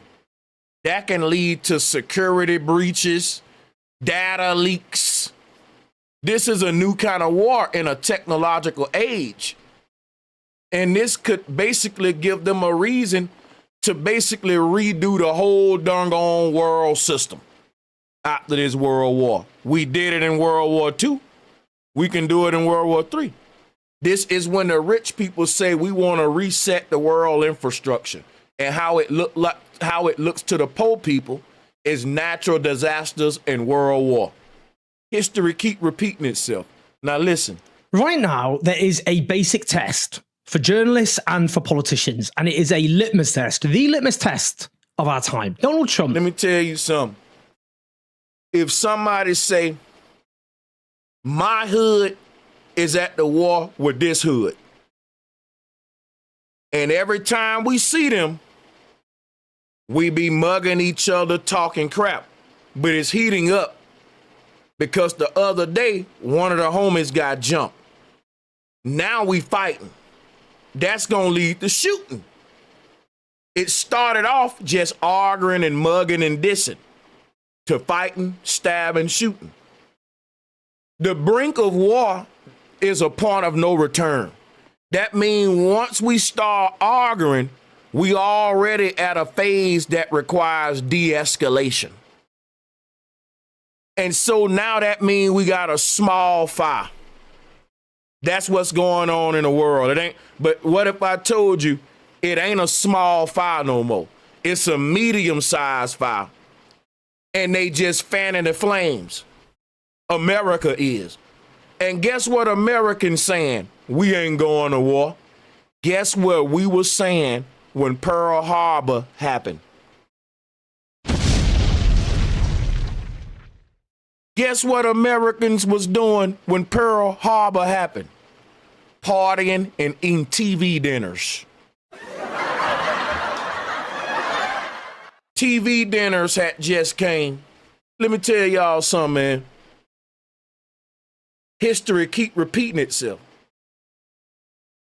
When the World Trade System incident happened, Americans didn't see it coming. It always catch us off guard because why? The people in America that be telling y'all we at the brink of something big, we at the brink of war, people like to eat their chips and say, "No, man, chill out, ain't nothing gonna happen." And they don't really know if nothing gonna happen or not. It's just they don't want to deal with the stress of preparing themselves just in case something do. And that's a failure to not only them, to their children as well. And these people are dangerous. You want to get away from people like this. You want to get, because if you listen to them, you will always be last behind. You will be the first one to die.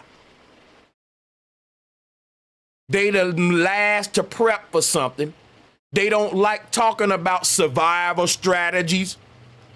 They don't like dealing with survival equipment, learning about the right knives to buy, the right survival food, the warmest environmental blankets. Like, I look at bushcrafting on my free time, man. I'm a country boy. I look at where are underwater lakes at in America. Maybe I should buy property in West Virginia, in the woods. It's cheap and it's green and it's water wells and it's oil. You just don't got the cities and the big amenities of a big city. Guess what it's time to do? Start moving to poor rural areas. Like, I've been thinking about places like West Virginia, these places we laugh at. These people gonna be in the best situations. And you'll see why in the future when I do more videos, because if we talking about going off grid, people living in Idaho, people living in these little places that, you know, yeah, they set up in a good way. I wouldn't be surprised if these areas start getting hit with direct energy weapons, because they want everybody on these big metro grids in these smart cities of the future. Listen at this, though. Right now, there is a basic test for journalists and for politicians. Hold on before we play that. We got a new member. Let's clap it up.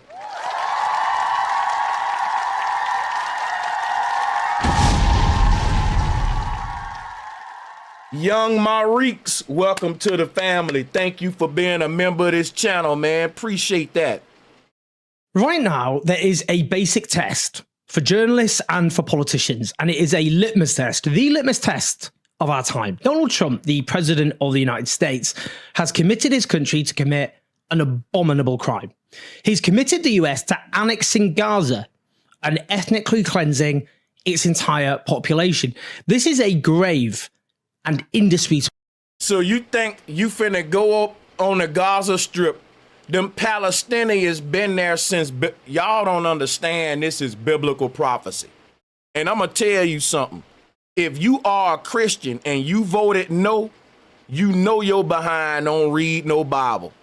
Your Bible told you in the end of days it's gonna be great wars and earthquakes in diverse places. And a Christian will go up there and say, we ain't going to war. And I'm like, ain't you a Christian?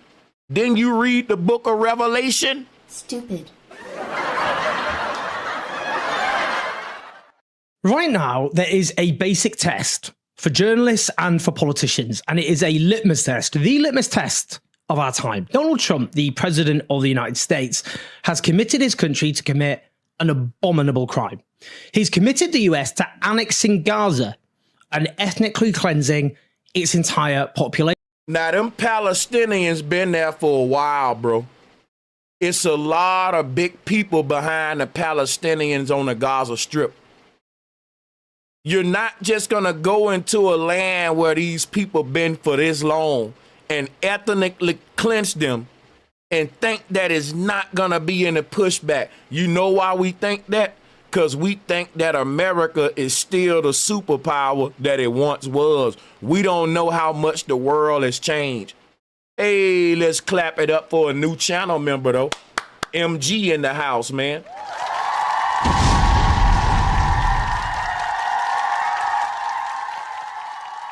Clapping it up for a new channel member, MG. Welcome to the family. Thank you.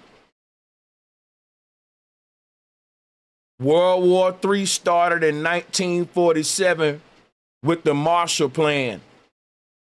Shout out to Street Media. Make sure y'all sub up to the OG George Macon, Urban Nerds, Street Media TV. He's on the ground in Philly. Philly is a war ground. Trump ain't said nothing about Kensington, California, far as I'm concerned, because look, I put this in chat G. Let me, hold on, before I move forward, let me clap it up for Ethereal Nature. Ethereal.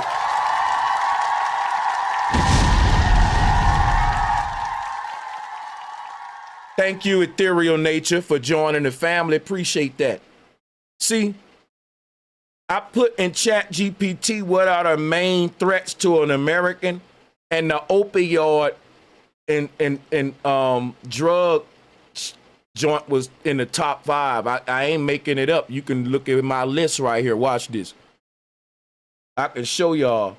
And see, my whole thing is a lot of people voted for Trump. He said he was going to put Americans first.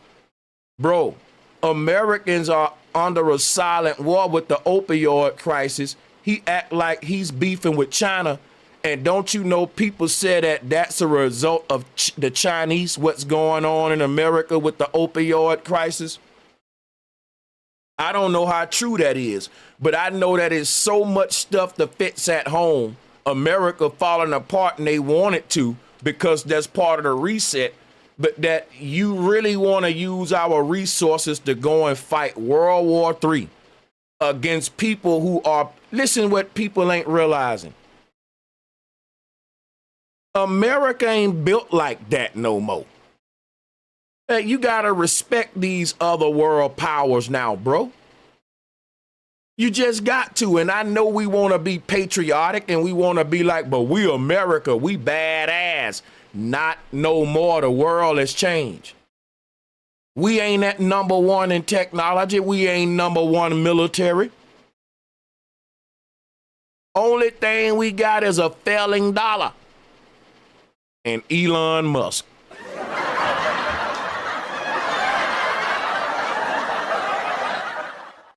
We're not those guys anymore. I know, like, some of y'all really want to believe America built like that. Like, we still built like that, bro.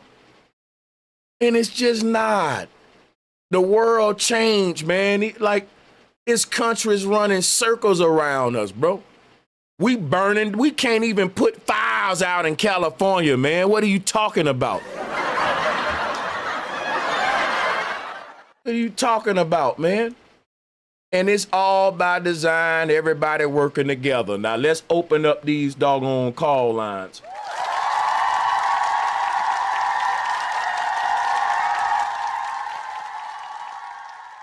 Come on, everybody. If you're ready to call in, this is your time. Don't keep me waiting. I'm going to drop the link right about now. Come on up. Let's politic. Let's chat. Let's talk about it.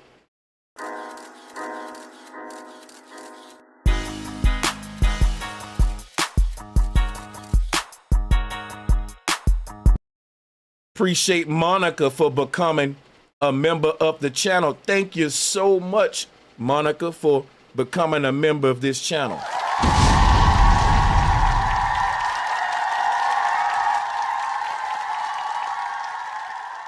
Appreciate that, my sister.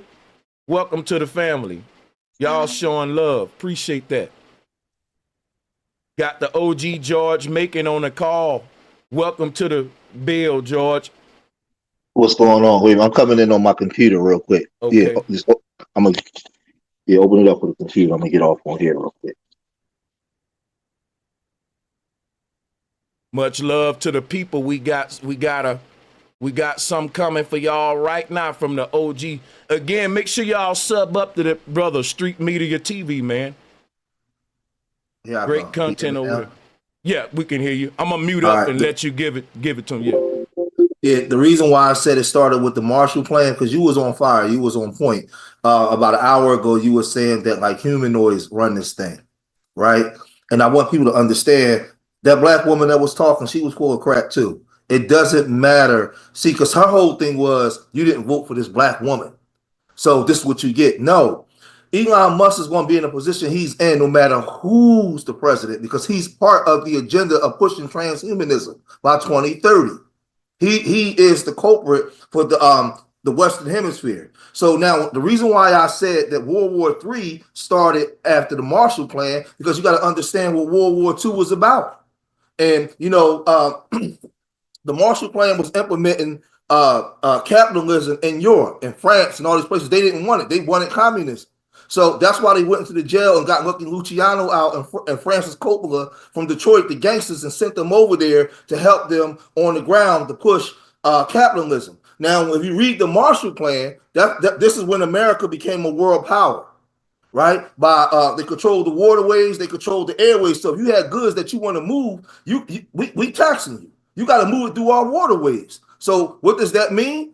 Russia. Right, Russia. Right after that, a couple years after that, you had the missile crisis. Russia and the United States been gang war, CIA wars, all kinds of stuff. Now China got into the fray. So over time, now it's went into out of the industrial age into the digital age. But it started after the Marshall Plan, after World War II. Because remember, we kicked everybody's ass and then told everybody what to do. So Russia was like, all right, we're gonna get y'all. Remember what y'all did. So now what you have is the fight for who controls the AI. Because we're going into the digital age without the industrial age. They don't need you to make babies no more, so they're not promoting families. When they needed you to, they promoted families for the last 60 years because they needed you to work in factories. They don't need you to work in factories no more. So what I'm saying is we got to look at this thing from a cerebral approach and look at it from a historical timeline. When you look at what was World War I about, what was World War II about? That was for domination to control the airways and waterways to move goods. So the world is a ghetto. Listen, Sanchez, if you got 10,000 tons of wheat and you need to move it from Alabama over to maybe Philadelphia, and I tell you, listen, you can move it, but I need 40% of that, else you can't move it through our way. Gangsters run the world, man. We control it. We control it. So you can have all the resources in the world. If I control the land, you can't move it. And we had the biggest, strongest naval fleet. So this is where people got to understand. So it don't matter. All that shit is stuff with smoke screens. That woman was talking. If Kamala would have got in, she would have supported the small hats. Yep. And she would have been a part of the same agenda, because the agenda is the agenda. America's agenda is to control AI. All the president's stuff is a smoke screen. So I just let me ask you something. This something I was trying to figure out. People are putting this Green Party chick Jill Stein on a pedestal. I got a brother Marlon, he really stand by. He's in the weight room actually. And this lady just kind of I had two people mention Jill Stein. Tabitha Speaks Politics wasn't mentioning her in a good light, but I think the black lady was just kind of giving her some props. What's up with this new Jill Stein? She talk a good game. And she ain't Democrat or Republican. I'll give you a perfect example, and I can use you because you do secretism. Mm-hmm. During the time of the Negro Project, and you know what the Negro Project is, right? With Marcus Singer and them, right? Mm-hmm. Now everybody know Marcus Singer as being part of the abortions and all that kind of Planned Parenthood, right? But nobody talks about the people that was behind her. Her man was H.G. Wells at the time and the Rockefeller Foundation. Before they brought her in, they had the Sterilization Act and all the sterilizations that they were pushing. It was too brutal. So what they did was get a woman in the black churches and the black people, Kellogg Cereal and them. They went and propped this woman up as the face of it to make it seem like it's not as brutal. But it was men behind the scenes. So all Jill Stein is a prop for these people that's pushing the agenda. Now, look, watch this. If you look at the Marshall Plan, it says what it did. The U.S. provided, now this is 1947. It provided $13 billion in aid to 16 European countries between 1948 and 1951. The aid helped countries become stable trading partners with the U.S. The aid helped expand markets for American goods. The aid helped restore European agriculture and industrial productivity. So what it did was Russia was trying to do that. Russia lost and America got to do it. They took over. The same way they went over and took over Africa. They controlled the waterways and the airspace. And if you come through here, you got to pay us. Yeah. The Marshall Plan is credited with preventing famine and political chaos in Europe. The plan helped restore political stability by revitalizing national economies. The plan helped create a healthy world economy. Now all you got to do is go look up the gangsters that helped enforce it. Go look up a gangster named Francis Three Finger Coppola. That was a gangster out of Detroit that went back there, and what they did when they let Luciano out of jail, and he helped General Patton get his soldiers through Sicily. Yeah. And that's why the mob had carte blanche. So when these people go on here and they talk this window dressing stuff, they don't know how to search behind the scenes to find out what's really going on. That's why I don't like talking to these people, because they don't be knowing what they're talking about. Ask them, but they know Jill Stein, but ask them how they can ask them to break down the Marshall Plan and what made America what it was after World War II. If they can't have that conversation, and then you can look at why Russia and China is going into Africa and why they forming BRICS. It's because of what they trying to break this shit up. Hey, Marlon, cut your YouTube. Yeah, I'm cutting it down right now. Now this what I'm gonna do, Marlon. I know you stand behind Jill Stein. This is a very important bill. I appreciate George for being on it. And let me just say, make sure y'all go sub up the street media. I can't stress that enough. So y'all can follow the brother. George, I'm going to let you and Marlon kind of build. You brothers are y'all OGs. It's going to be respectful. But it's going to be good because a lot of people, ever since I heard him say something about Jill Stein, I've been hearing her name pop up. She may be the next thing we get behind because, we lost trust in the Democrats and Republicans.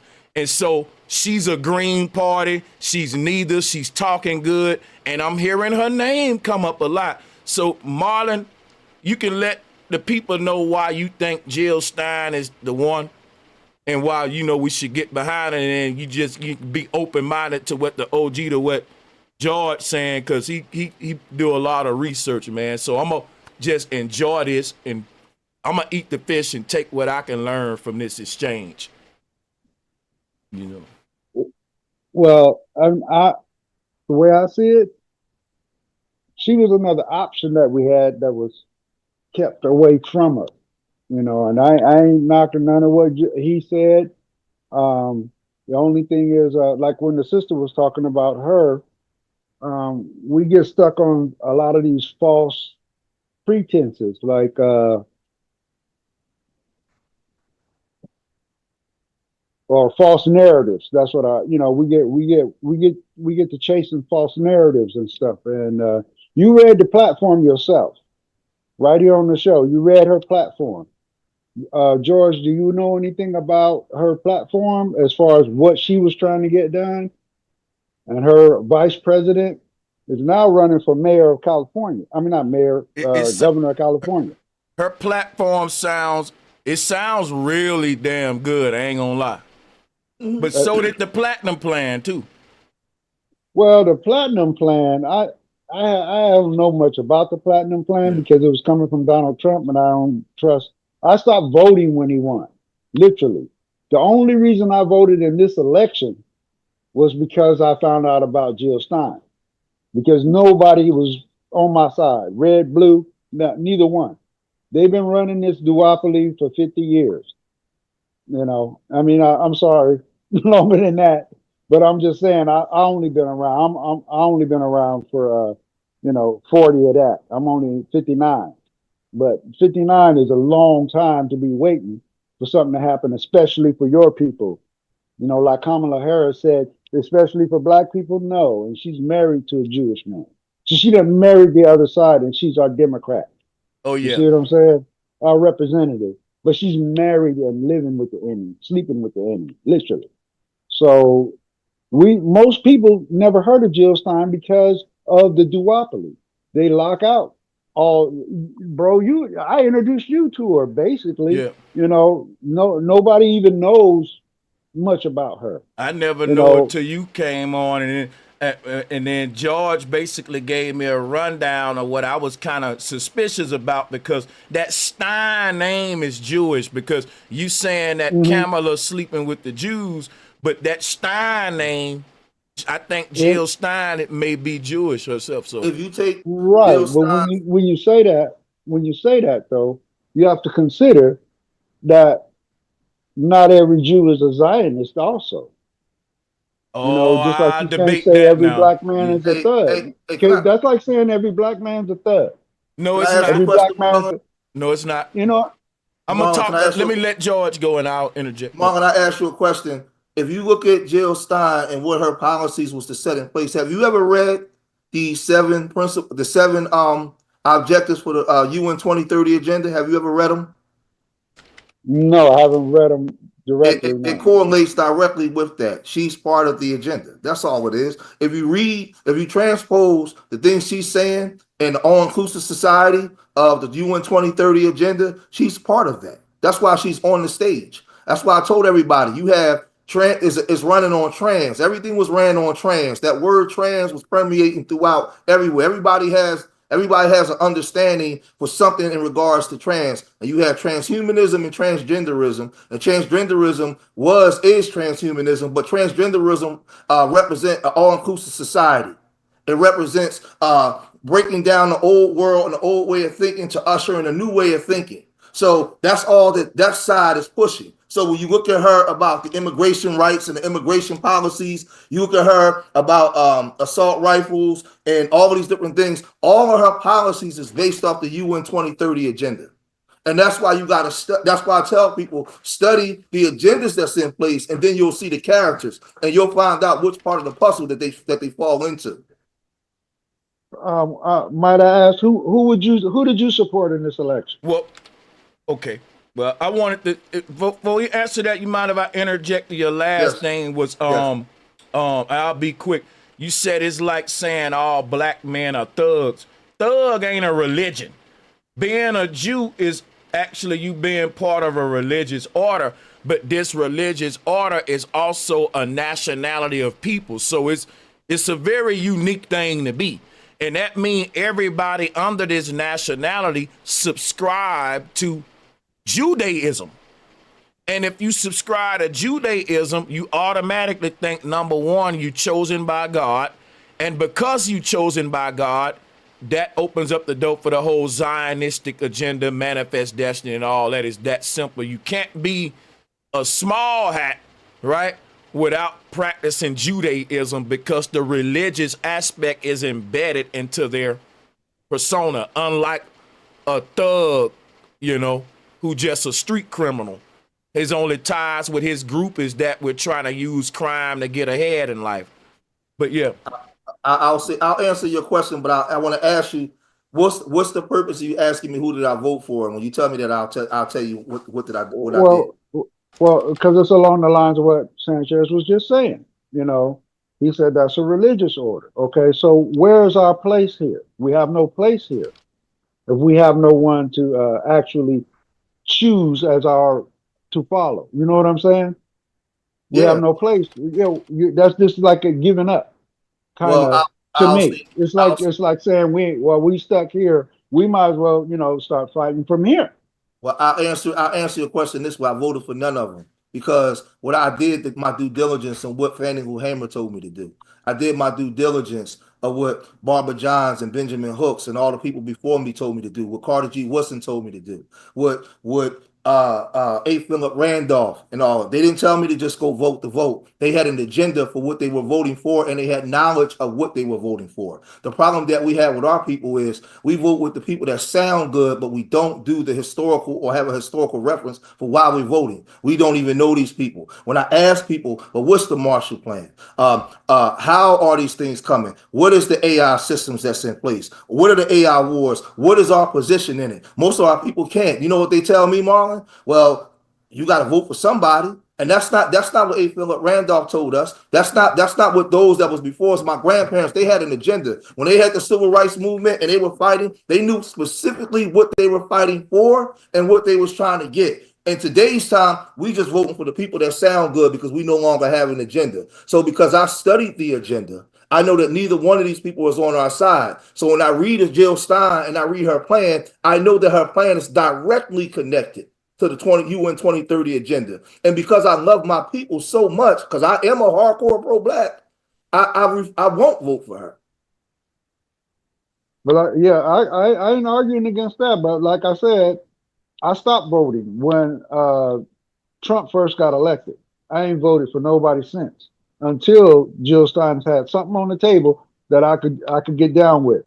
Like she had reparations on the table, no study, not no study of reparations, but actual reparations on the table. She had education on the table. She had all of you could review Bro Sanchez, or he can even put it up for you. He still probably got it on the. I saw it, my brother. But Huh? I saw it. Let me ask you a question. Do you remember the first person that put a reparations plan on the table for us? Well, no, it started off as a black farmers thing. The black farmers were the first ones that I ever saw do that back in the 80s. I think, yeah, back in the 80s.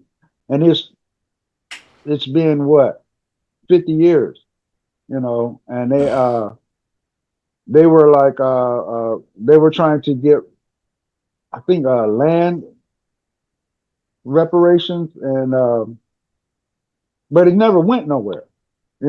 So it never became something you could actually. In the meantime, they subsidizing the other side's farms right out of our pockets, and we in a government that just heists us all the time. I mean, they go in there. Everybody who is a politician going in there is going in there for the bag, and not the bag for us. They're going in there for the bag for themselves. How does a man who's first getting subsidized electric cars all of a sudden get subsidized to go to space?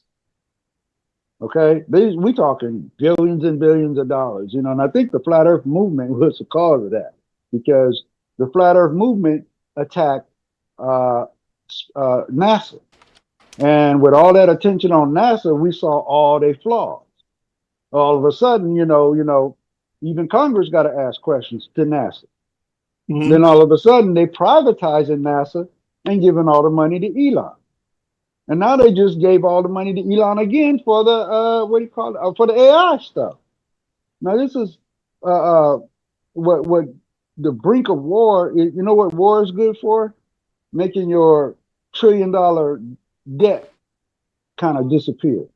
Because we up there. We up there like what, 40 trillion in debt.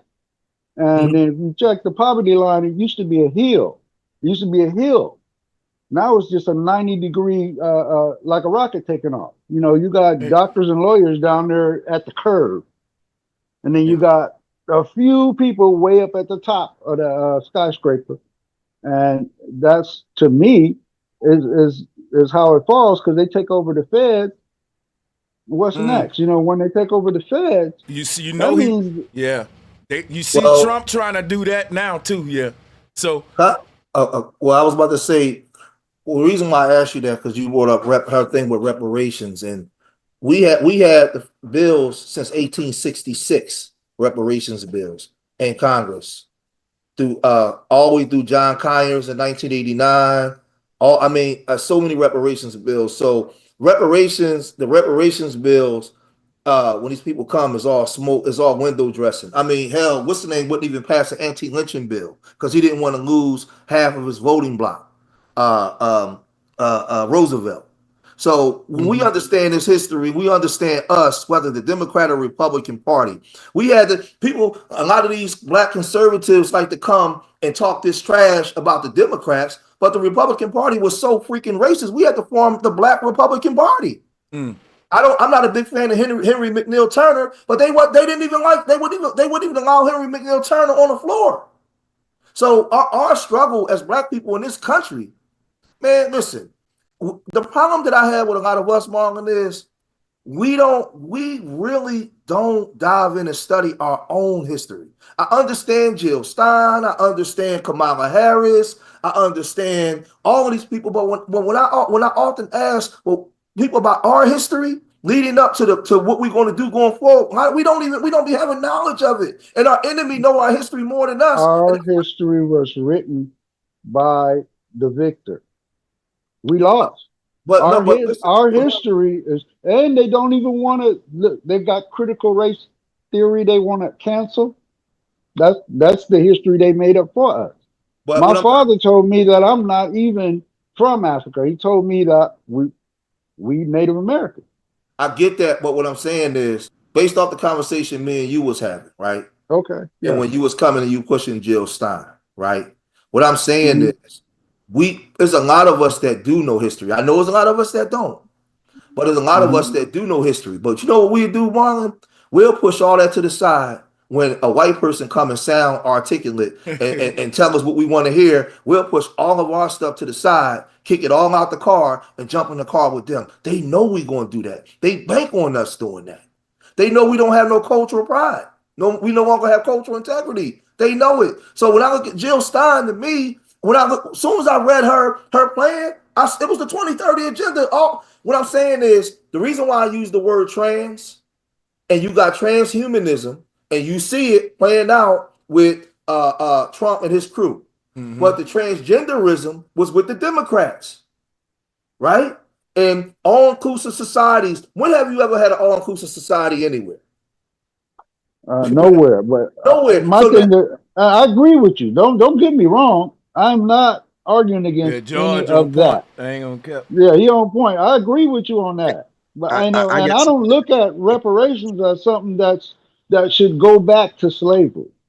You know what I mean? You know, you heard the drop of blood. You heard of the drop of blood thing, right?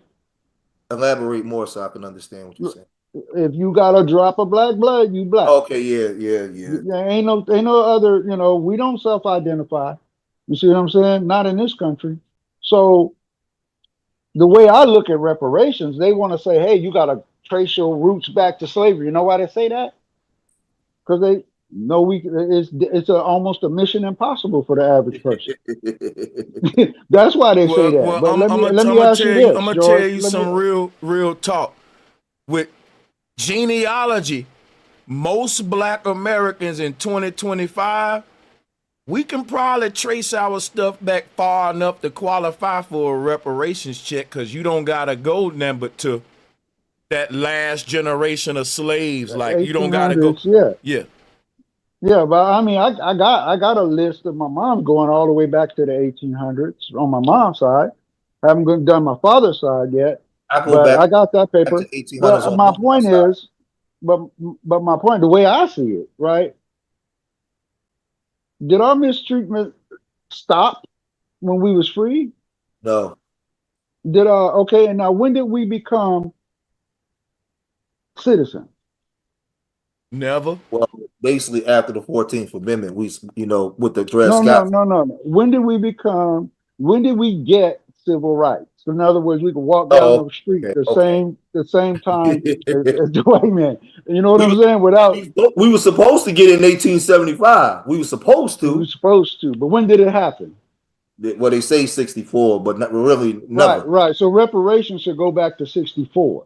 You should only be able to go or have to go back to before 1964, because Jim Crow was after slavery.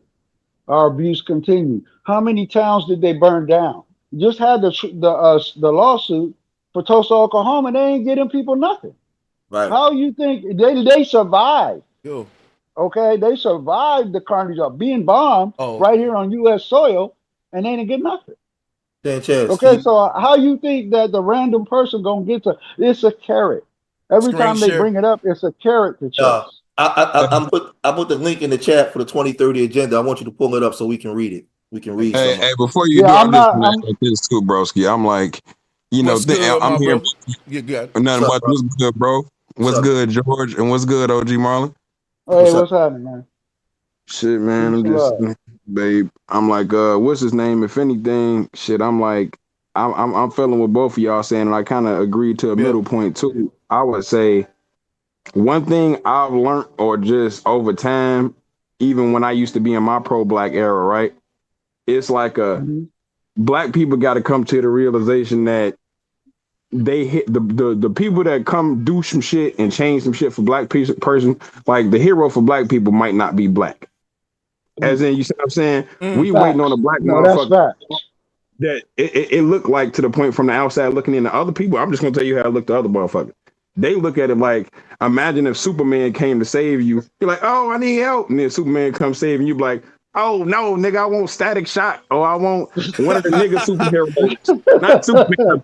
Give me one of the niggas. It's like, you gonna wait for that. Hey, Q, you know what's crazy? I heard a nigga say That's right on black point. people ain't gonna have no heroes. Yeah, They because, kill them all. And they run them away. because in the King Leopold's letter, when they was breaking us, they said you got to take their heroes away. Now, my only thing is, I doubt if I hear a white man come and make that same statement about his people. We make that about ours because the way we've been broken down. I won't hear an Asian man say that about his people. You know why? Because they still in positions of power. Let that sink in, though. This man up on fire tonight, man. He stay on fire, though. Like I said, the point. Joe, I want to ask George a question, though. My position, bro, because it's just like, for us to be in this position, it shows you how much we lost to have to be in the position where somebody or the thing that might get us out of the jam we in might not even be us. Because if you notice, when shit changed majorly for black people, it ain't all the time because a nigga did something. It's because a certain white person got so fed up that they didn't like the shit that they wanted to do something for their own reason. Or guess what? Or when we get fed up enough, you right, like, it ain't because we did something. When it do change because we did something, it's when we get fed up and pissed off enough. When we get, you know what I'm saying? You know what I'm saying? Right. Yeah. Hey, well, let's read this 2030 agenda. Okay, so I got you. Yeah, everybody can pull be it up familiar now, with it. right here for him. Yeah. Let's go down to people. Let's go right down to people. Right there. And now when we read this, right, this ain't me. This is the UN 2030's agenda. And look at this from the perspective of both sides of the party, and you got to open your mind up because they're telling you what they're doing, right? It says, people, we are determined to end poverty and hunger in all their forms and dimension, and to ensure that all human beings can fulfill their potential and dignity. What the hell does that mean? And equality and a healthy environment. Then you get the planet.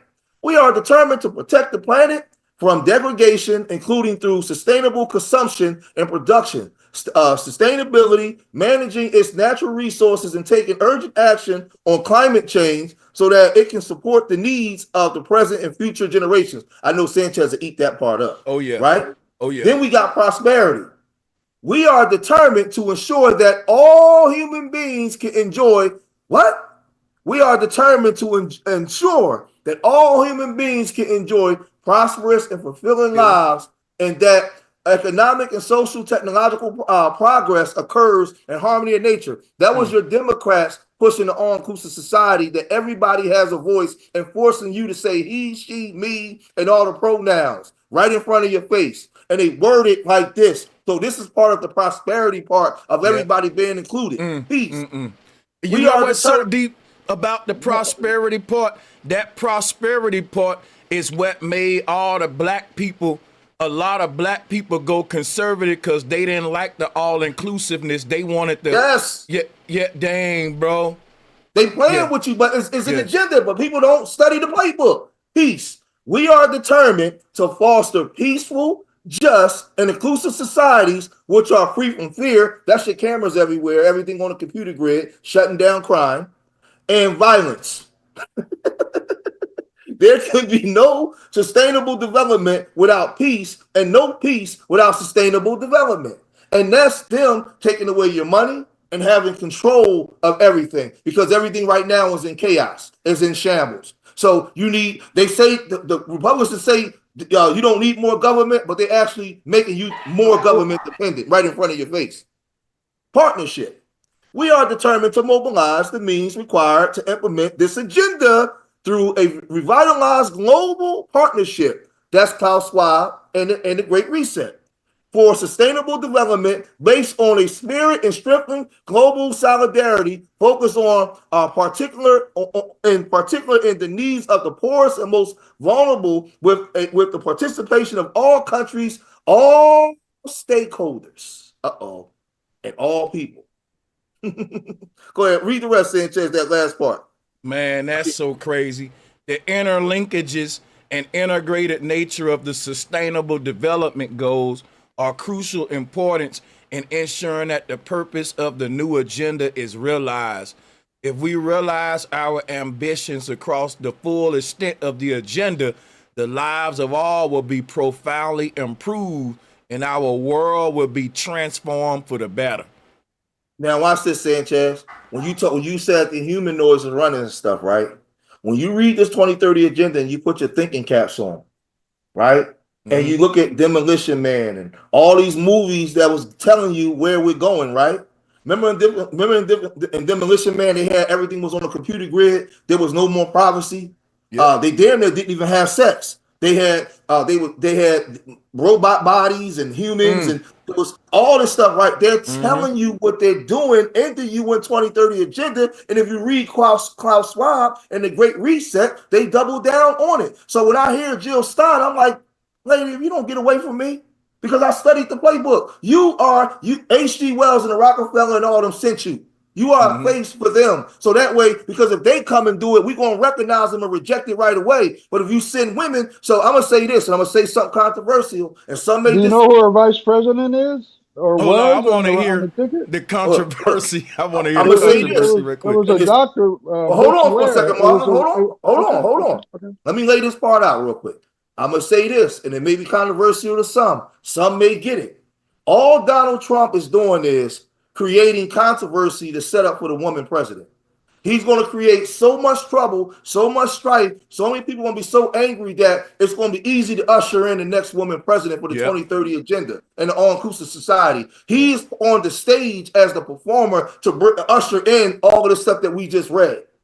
Because he represents, remember, the toxic masculinity, the toxic male, make America great again for the white man. So now we're in the time now where he's ushering anger around the world, where you already have women presidents in certain places around the world that didn't treat women humane. So this is a global thing that's happening in front of y'all faces. So Donald Trump is a representation of the implementation of the 2030 agenda. So I landed there. Okay. I mean, a lot of the stuff that you were saying though is kind of like innuendo. As far as you gotta twist certain words to make that apply to they don't directly say any of these things. We have to imply them. But Donald Trump, first thing he did when he got in office was betray his own people. He cut Medicaid. No, like he ain't his own people though. That is his people. You think it's more of them on Medicaid or more of us on Medicaid? No, but he's in there to be a problem. That's his job. He's in there to be a problem. But see, here go to how the numbers work, because I hear people say that, right? The whole thing is more white people in America than black people. So when they implement anything, it's going to be more of them affected than us. But the whole thing is it's an attack on you because you're the minority. Think about this, right? Think about this. Listen. Hold on. Out of all the white people, only a small percentage of them depend on the things that we depend on. So in this case, it's like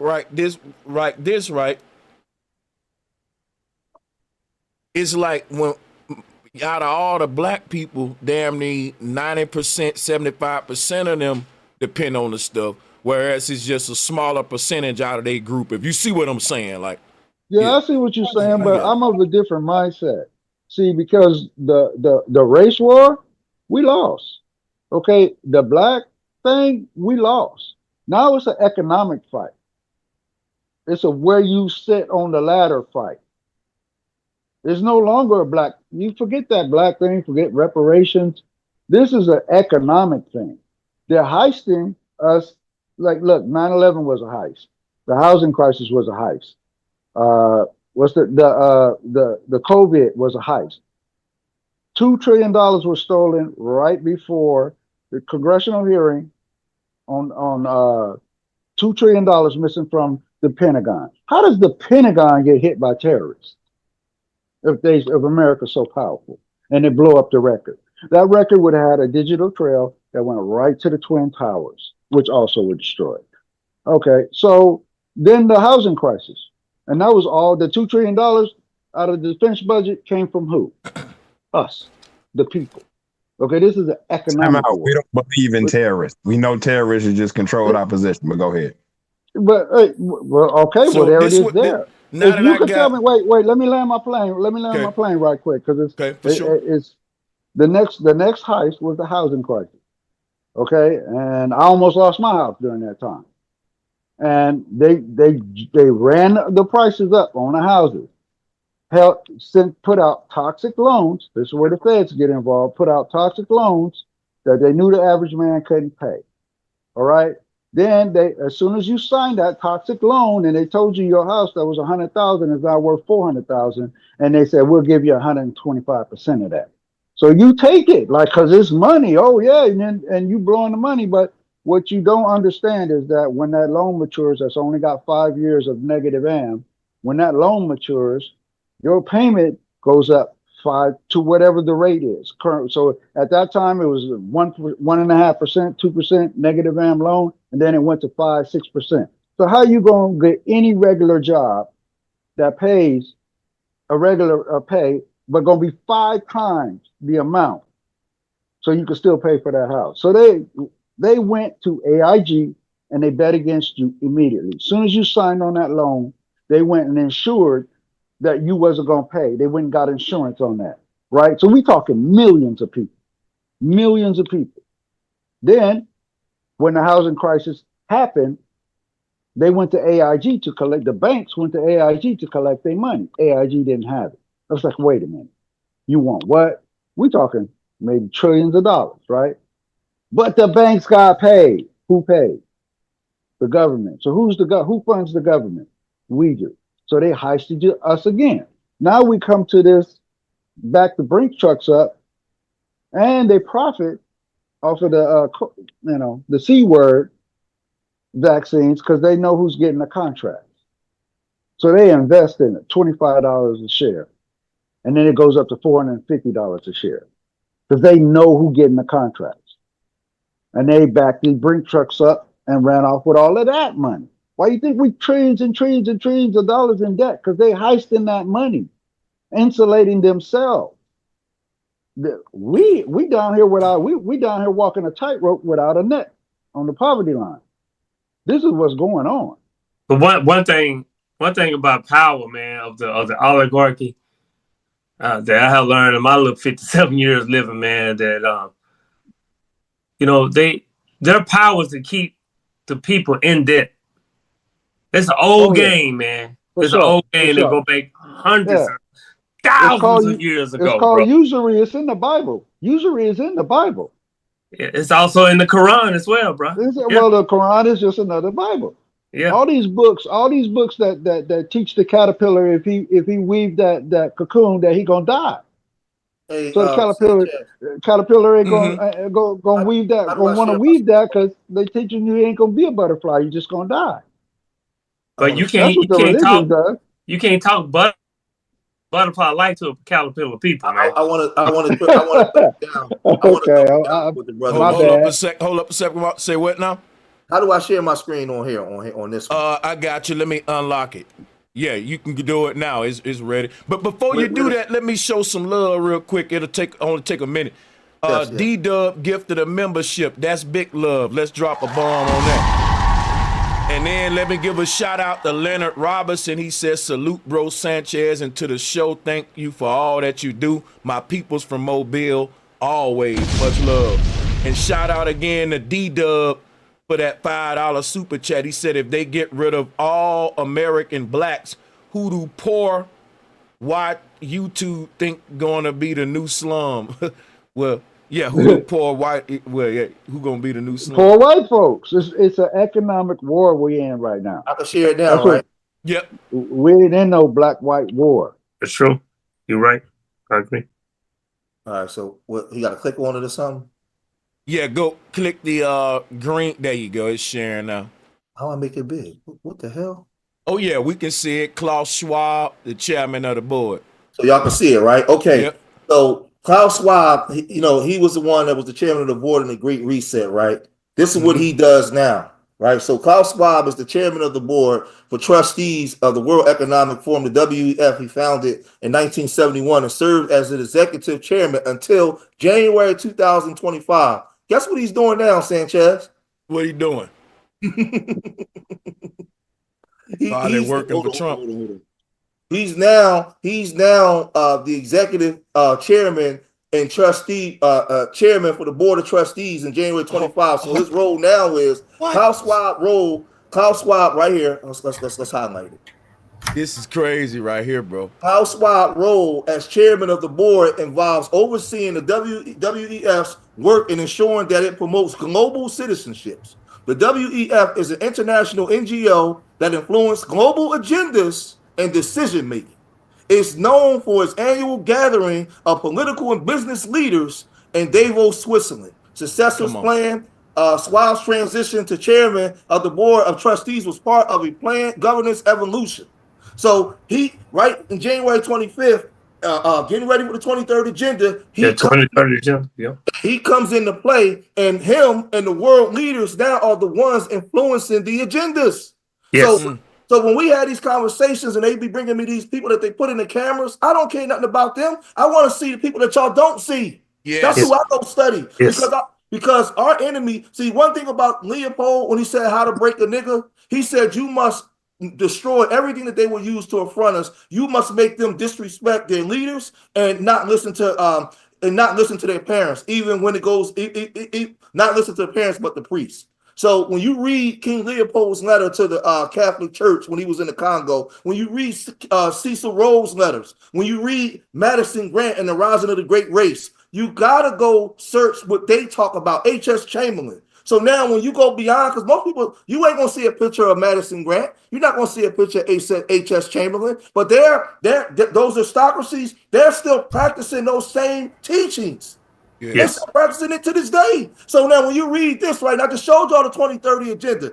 As January 2025, he became the leader of the executive of the board. And he sits at the table for all the world leaders when they come to create the agenda. God damn it, checkmate. It ain't nothing else to talk about. The hell with Jill Stein. Well, why are you hating on Jill Stein? So I ain't gonna lie. Hey, listen, hold on. Let me answer that for you real quick, OG. I'll be quick. It ain't that a person hating on Jill Stein. Jill Stein, a person is exposing that whether Trump in there, Kamala in there, it don't matter. These are the people that's calling the shots where we just read right here. So ultimately, it don't matter how the puppet present themselves. This bird, like we said, is two wings of the same bird. It's gonna go to land at the same destination, no matter which wing. And I agree with you on that, but we have to understand that we need a solution for us. We need to get our bag right. So I mean, I already accept that this has been planned out for probably centuries, or control. Control is true power rests behind the throne. It's not the throne. The throne is the symbolism. I get that part. Yeah, because people will think, because it ain't got nothing to do with hating for real. It's just about being in the know, being educated, what's going on, putting your feelings out of it. I'm just going off of what I see. I'm telling you what I've seen. So let me ask you a quick question. You don't think Jill Stein is part of this worldwide? You think she's separate from the powers that be in that? Okay. No, I don't. I'm trying to get the best deal for us. Look, we have no power as long as we run around arguing with each other, whether it be all the way down to the gang and the streets. It's become, it was also called our culture to be fighting each other on the streets in a land where we own no land, but let me in a place where we rent. So what you saying right on top of what I'm saying. So let me just land the plane and then I'm gonna listen to you. My bad. But what I'm saying is we have to have a road to travel on to get to a destination. We can't keep saying that person is white, forget that that person is involved with this group or that group, but you're gonna have to cut a deal with somebody for your chips, right? You got to have some. Why? Otherwise, you might as well be pushing like the Indians. You want your own reservation, and you want to segregate. But let me say this to you. Let me say this to you, Marlon. What you're saying is right, but you skip the point. You know why I show we all black men on here. Reason why I'm having this conversation with my brothers and I'm showing them this, because before we walk in the room to make deals, we have to have knowledge of the playbook. Like if we on defense, we got to know if they going to run a sweep to the left, right? Or we got to know if they're going to run a slant play.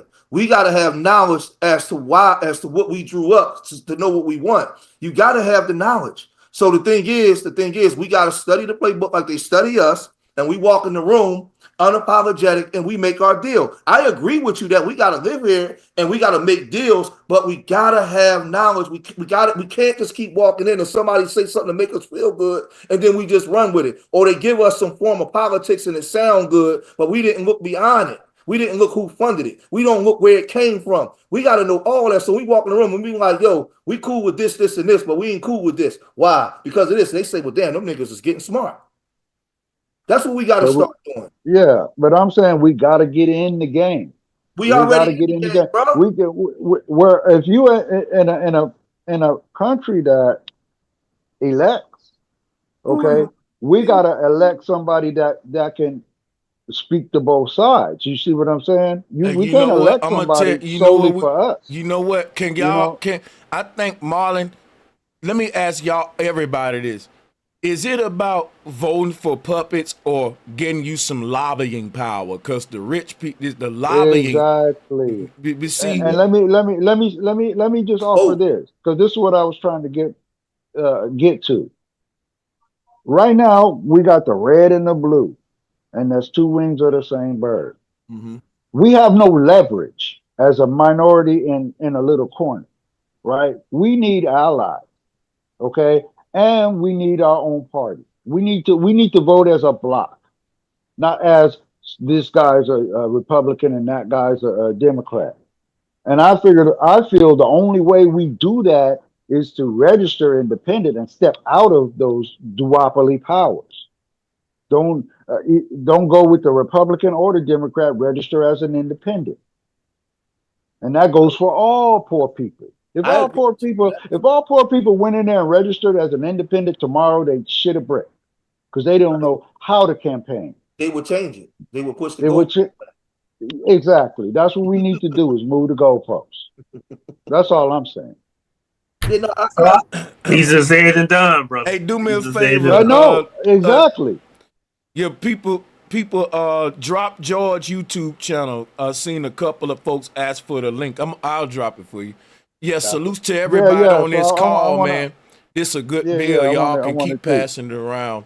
I see Khalil. I got a question. See, I never voted ever. Like I ain't even never think about voting. So if you go vote, you gotta register to a party first. Yeah. No, you can register to a party, but you don't have to register to a party. I can just go in there and vote independent. You can just go in there with your ID and vote. We just register. You don't have to declare no party. You can register as an independent, and you can vote Republican or Democrat. The only difference is you can't vote in the primary unless you're registered in that party. And I was thinking maybe I should just stay a Democrat and then vote in the primary for the guy I think gonna lose, and then vote independent at the end. That might be even better. But yeah, we got it. We just voted for they always have the power. You know, I heard y'all talking about like Trump doing this so we can get a woman in office, and about getting somebody on our side, like somebody that like lobbyists, basically being lobbyists for somebody that's going to do something for us. But to me, I don't feel as if I feel like we are dealing with an illusion of inclusion. Like I don't feel like our votes matter. True. I don't feel like that's fact. That's true. That's so we don't need to focus on that if we going. The revolution won't be televised. So what we need to be doing is something totally different than what's already been done and what's been given to us to do. Hey, I put for the people in the chat, I put my links in there for my other channels too, because you know what I did, Sanchez? For like the last 3 years, I had took all my content down, my hardcore content like this. But the other day, I put everything back up. To hell with it. I just put it back up because they was taking a lot of my videos down. They took a couple. Shout out to Sanchez for putting them videos back up. Yeah, man. but I just put all my stuff back up, man. Yeah, me scared, Sanchez. I got like, damn, I watch 7-year-old videos all the time. I can't even watch For sure. 7-year-old videos. Same here. That scared me when I first heard him say I that. said, what? Hey, look, because you know what? Story. How can I teach without that? You know what? You know what, George? It's a good thing because it's new people. It's like a resurrection of that content. You know what I'm saying? Yeah, and they don't know. We've been teaching this stuff since like 09. Yeah, but facts, bro. Facts. Y'all gotta make sure y'all follow, bro, for real, man. He comes over here and fills in all the gaps like everybody, just like a well-built machine we got over here. So salutes to the people and everybody. We gonna keep y'all updated. Cause look, all of this stuff going on in the world, no one's really going and reading between the lines, going off of the surface news stuff and just letting y'all know what's really going on with these projects, with these agendas, with these patents that don't nobody pull up. And it ain't enough for this going on, man. So salutes. Hey, man, I think that, you know, we're putting Trump in, right? I believe that they needed someone, man, because he's a puppet too, you know. And I believe they needed someone so bold, so audacious. You see what I'm saying? So it can fall on him. You know what I'm saying? They already know what the agenda, you know, he had the agenda written out for him. And the first time he was president, he was just, you know, checking things out, kind of getting the foot wet.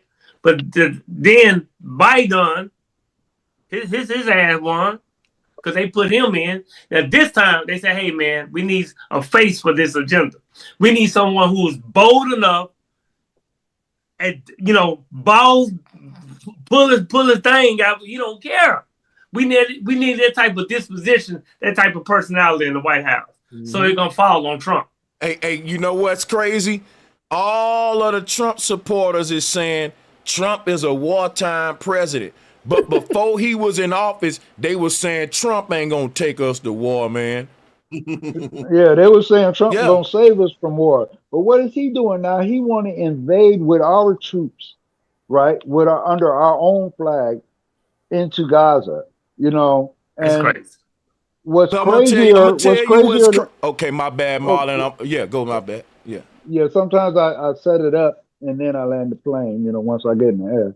But what's crazy is I seen them interviewing the troops of IDF, right? And there was just regular people from here that got dual citizenship over there. And they just regular guys, just like you and me. Ain't no brothers over there. I ain't seen no brothers over there, but that's who's over there killing them people. So you know they know better. You know they know better. You know what I'm tripping off, bro? How we about to rebuild the whole Gaza Strip in between now and the next decade. That's coming. This is American resources. Now watch this, right? We got so many problems here. What I was pointing out about the East Coast floods, the opioid crises, the wildfires. Bro, it's so crazy. And in the midst of all this, because what I was tripping off, Trump was saying, I'm just going to focus on Americans and America problems. How are we about to rebuild Gaza now? And ain't no Trump people going to say that big hypocrisy and point all that hypocrisy out, bro. That'd be crazy. Crazy. The person that wanted they want the resources is now focusing on here it is overseas. Here it is in a nutshell. America accepts all propaganda. Right. Because they accept no responsibility. Okay, just like they tell us to forget our pain. Okay, they tell us ain't no they reparated everybody else. Okay, there's a long list of other immigrants that get reparations for being held up at the border. Okay, and we've been here the whole time.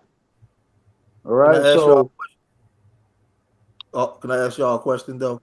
Because Marlon, you and Sanchez said something important. When has America not been at war? Name a time in history. Who have they not bombed? And you know what? Let me If you answer that took a real map quick. and That's put a red dot on all the places they bombed, yeah. Hey, watch you this know what I'm now, saying? Molly. See, look, America always been at war, but see, here go the kicker. No one never really attacked us on our home soil besides like Pearl Harbor, and then, but you know, people will tell you Twin Towers, but you know that don't count. You know why? That's false flag. That's so false. Sanchez, I got That's a a question. false flag. If you, But now, here I go the would believe question that real was quick. terrorists if I you got a could tell me where question. that $2 Why I trillion brought that went. up? I got a question why I brought that up, y'all. And this why I need y'all to listen to the question of the night. A lot of people think we just nod tinfoil hatters because I'm telling them that we on the brink of World War III. Now, they don't think that the world is on the brink. They think it's just, man, it's another day. I'm like, bro, you must don't know everything going on right now is history making. Ain't nothing normal right now, bro. Records are big. You feel me? Like they think we're tripping. Wait a minute. Am I late to the party or are we at I'm war? asking the panel, are we on the brink of World War III? Because that's the poll Whoa. I had up. I don't feel like I mean, it's inevitable, bro. It's inevitable. Wait a minute. The war started. The bombs are dropping. Israel is attacking all its neighbors. You know, there was a reggae group. Real quick, back in guess the what George said earlier? He said World War III started long time ago. I forgot the exact date. Started in 1947 with the start of the Marshall Plan. When they signed over their land, the treaty I agree with that. Russia and the United States went to war, and that's why in the 60s you had the missile crisis. No, man, we're not on World War III, man. We're not. No, what we're saying. All right, question. No, man. Let me orchestrate something real quick.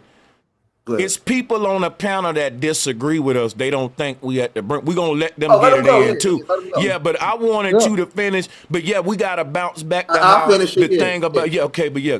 I'll finish it. When you understand the Marshall Plan and you understand what was World War I and World War II about, and when they went into Africa and began to slice up Africa for the resources, but the most important thing was controlling the waterways with the naval fleets and stopping Japan from having a military. So when you look at the plans that were set in place for America to become a world power and to control how goods are moved around the world, Russia was upset about that, and they've been at war the whole time.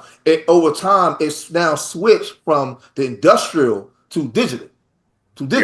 And now China has now jumped in the fray. So now is a race. So the war has been going on. There's been covert CIA operations, all kinds of stuff going on in the last 60 years. They've been dropping bombs, and when you see like conflicts going on in certain places around the world, all that stuff is incongruent with the start of the Marshall Plan up until now. So they've been going to war. Now it's being more publicized because we're going into the digital age. So now everything is being exacerbated because they're breaking down the old society to usher in a new society. And these groups are vying to see who's going to be in control. And America don't have as much control as they used to. You know what I mean? You know, with the advent of the computers and all this kind of stuff. So Can I say that's something real quick? I just want to say something real quick. I feel like if I was a boxer or something like that, a fighter, I would talk more about the times I whoop people's ass and really don't mention the times when people are whipping my ass. I say that to say we live in America where they tell us about wars or 9/11 shit that they want us to hear about. But who's to say we're not at war now? We got drones, we got electrical grid crisis. Who's to say we're not getting attacked right now? Will you think they will let us know that? The high, mighty, and powerful U.S., you think they'll let their citizens know that? Right. But they've been warning the people, man, since the event of this, taking over this country, bro. I mean, they so slick with it. Yes. That's why it's called government. Exactly. I mean, they put it in our water, they put it in our foods, man. Right. We are at war, literally. It's not always a physical, but it's also spiritual. It's never physical. It's a spiritual war too. It's a digital war. It's a money war, finance. It's classism, socialism. You know, we think we're living in a democracy. We're living in a social. Right. Democracy is masquerading as democracy, right? That's what's going on, brothers, man. That's what's going on. That's what I see. Can I jump in? Can I jump in? Sure. Yeah, thanks for having me, guys. I just want to say this. Everyone's looking at this Trump situation as some kind of indelible mark, some kind of, you know, unrecognized crisis, maybe a prelude to some kind of disaster or so on. But I've been asking myself a couple of questions. Firstly, Trump has said with his own mouth that he is ushering in the golden age, which gives rise to his plan that he's been on all along with having a golden age fund without saying anything too precise. He's got a golden age fund put one side for, you know, what do we call it? A national or universal minimum wage, so to speak. There's also Nazira and Jazeera, been in the works for more than 10 years now. That is also a universal alleviation for people, whether you poor or not, because it is almost a communistic kind of practice, but it does usher in wealth for everyone. Well, hold on a second. Hold on a second. You mind if I interject? Let me say one thing. Yeah, it's go not ahead. ushering in wealth for everyone. The way that the universal income system works, whatever your budget, just say they bring in the universal income system right now. Wherever your budget and whatever you making right now, you pretty much capped right there. And guess what? They saying basically, because they not going to make everybody rich. You still going to have a class system. But the universal income ain't for the rich, it's just for the poor. Because you got to understand now, they wanted to get rid of the middle class. Yes. Now they got rid of the middle class, right? Now they want everybody in the lower class on the same budget. Why? Because that's more predictable for them. If they can predict this shit, because guess what? Without that universal income, and I was saying this the other day, you can't account for that dude that was in the projects that got rich out the back of his trunk now. You can't account for, because you know it's always some that even if you're strategist, you can't account for. That happens.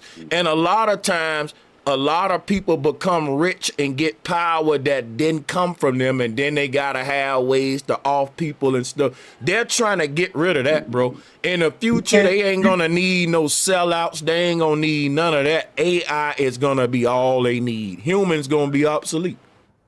You can't predict. You can't predict the money current with cash. That's why they gotta get rid of cash. So everything can be predictable. Predictable. That's right, man. All these gangsters is gonna do everything they can to stop that from happening, because that eliminates all black market. Let me tell you, they might not be able to stop it, but they gonna do everything they can. Now listen, I don't like to bring. Listen, Marlon, I don't like to bring this up, but I'm gonna mention it just one more time for the night. Elon Musk is cool with Whack 100. Now, we talking about a man that's powerful. He's influencing the world. And the reason I'm bringing that up, I'm not trying to throw no shade to Whack. What I was saying was, Elon, like Whack ain't a scientist. We got scientists among our people. But the reason I was bringing that up is because whatever agenda these people got for us, like when you say that these gangsters, these people ain't gonna do nothing, they gonna stand up to it. No, man, because they looking for a bag, and I'm not trying to debate them. I'm not trying to be in no beef. I'm just speaking from my heart. Like, I believe that the gangs and all of these people that you just said gonna stand up to it are gonna try to do a deal with the devil, like the dude in the Matrix that was eating a steak. Yep. Oh, I mean, how you gonna stand up? How you gonna stand up against the father of all the gangsters, which is the government and all the alphabet agencies? Right. They are the father of gangsterism. They like the gangsters is their product. Facts, right? Exactly. That's facts. Yeah. That's what I'm talking about. What I'm saying they are the epitome of gangsterism. Right. Base living. America is the biggest Made base. yourself look legit. Because we want to believe that the gangs still got a cause for the people, but the gangs already went and turned into capitalistic organizations. Yes, sir. And these gangsters that I'm talking about, Sanchez, brother Sanchez, they are like they already up 50 to 75 to 100 years ahead of the gangsters. Right. They control them. And let me just get what some I'm love. saying Listen, is, let me hold up all real I'm quick. saying Hold on. is I got you, gangsters- Marlon. I got you, Marlon. Hold up. Let me show some love to the supporters of tonight's show real quick. And remember what you about to say. Goonho, salutes to you. Goonho want us to talk about Black Rock. And bro, we gotta, Goonho, Yeah, that's another love. one. We got you, bro. Hey, look, shout out to D-Dub, and then shout out to who else came? We can't see Astro 40K. I thought we was done with voting. Now he trying to say vote for the right one. Well, we're gonna talk about that too, because I'm gonna tell you something. I believe, and shout out to my brother Marlon Wells, I believe Jill Stein is a Jewish implant because they know that we're finna be like F the Democrats and F the Republicans. And then we're gonna be like F men all together after what Trump about to do. So a woman who's not in the red or the blue, and she's getting a buzz. I'm starting to hear her name a lot. So hey, that's my thing Did about. you know there's an let me alternative to the respond red to and the that. blue? And then, but before you we'll go and respond, and then let me read 2 more super chats, and then we're gonna get to Black Rock and some more stuff. To the people that's watching, everything we talking about tonight is current world events you can't ignore. These are things that if you don't know about what we discussing, you can research further, but we're exposing you to it today. So shout out to all of the panelists. Go ahead. Okay, well, I was about to say there's an alternative to the red or the blue. There is the green. Not many people know about it, but there is the Green Party. that's what Jill Stein is. That's who I was. That's who I was talking about. Yeah. But Okay, there's I'm also not that more, familiar with it. I've heard it recently. Yeah. Well, all I'm saying is we got to have a dog in the fight, or we just gonna be watching on the sideline. I was really wanting to talk to you about that too, Marlon. I believe this, right? When they said we need a dog in a fight, what if I say the fight rigged, so no matter what dog you put in the fight, your dog gonna lose? Well, that's what I just showed. That's what I just showed. Well, you could go back and to the that's what George duopoly just and you showed, could vote. facts. And that's why I was saying. I didn't see anything actually. Hold on, Marlon. I don't think you really responded to what George showed. I don't know if you saw it or what. We can reiterate. I was reading. I was reading along okay, with it. Good. But he was adding words in or defining it as what he's saying. The 30-30 agenda. But I read it straight what from if I know, and I was listening. I was reading along with you, but I don't see. You said that. What I'm saying is, you said that I was adding words in. That's not true. No, your description of what they mean. You were interpreting it the way you wanted. Well, you know why I was doing that? But the words, don't tell me why was you doing that? Were you interpreting it? Hold on. I gotta tell you why. Because I'm just saying, you gotta let everybody get their piece out. Let me say what I'm saying, because you made a statement about. You didn't let me say what I was saying. No, but you made a statement to the public about me. I'm responding to what you said because I made. I'm not done making the statement. Right, though. That's what I'm saying. Go ahead. I'm saying I'm reading these words, but I was looking for more content to support what you were saying. Okay, you did your conjecture, but you didn't put no proof into that. Okay, what kind of programs did they get started or something that people didn't know about that they should know about? Where's their agenda? You telling me that this is their agenda with the trans thing? I didn't see no trans thing in there, and the pronoun people. We all know they that's kind of a. That's kind of a what? Can I say one little interjection real quick? It's kind of a Hold up, sidebar. Marlon. We was on black people. Okay, we was on our fight, and you said, and I'm looking for somebody who's fighting for us. Hey, Now Marlon, hold up, Marlon. Listen, real quick. My main thing about Jill Stein, when you said she was fighting for us, you pointed out Kamala Land with the enemy and Trump going to sell out with the enemy now. But her last name, she is one of them. You never really dealt with that. But yeah, go ahead. What I'm saying is, did you hear her say that? Because how can I go off what Stein, Stein, but what does that mean? How many black people you know last name Stein? How many black people you know last name You already Stein? know what it is. Stein is traditionally a Jewish name. Right. We don't know no goddamn Steins. I ain't never told my mom I'm going down the street to the Steins crib. Like, and you know what's funny? So wait. So we wandering around in the dark now, with no candidate. What alternative do you offer that's better than that? Hold on. See again. Here we go again. That's why I asked you before when you asked me who I'm voting for, because I know these talking points. Now we with the alternatives. Now, when I made the statement, when I added my own thing in, I transposed it where I said, I asked a question to everybody on the panel. Tell me a time when we had an all-inclusive society. And then transpose that into what the Democrats was pushing. When they was telling you that you have to now call a man a woman, right? Inside a society that was never included. I didn't vote for the Democrats. But I didn't ask you who you voted for. See, that's what I'm saying. Well, but why are we talking about Democrats? Wait, slow down for a minute. Okay. Slow down, bro. I'm speaking now. I'm speaking to what, when I read the 2030 agenda, the UN 2030 agenda, I'm not dealing which I don't care who you voted for. I never ever asked you who you voted for because I don't care. I'm telling you, when I said this was a trans agenda, you had transhumanism and transgenderism. And the Democrats, we went past gay agenda, black agenda, any agenda. Everything was based off of transgenderism in the schools, medicines. That became like the focal point, right? And I don't agree with none of that. Let me finish. It's not about what you agree with. I'm not asking you your opinion. I'm talking to the people. What I'm saying is, when I showed the all-inclusive society and what they're pushing and what's coming, you can see when I asked everybody in the chat, tell me a time when we had an all-inclusive society. And now they're pushing all-inclusive society. Trump ain't pushing all-inclusive society. The other groups was. Then you read Jill Stein and you read what her agendas was, and you put it and you hold it in contrast to what the agendas are. You can see it.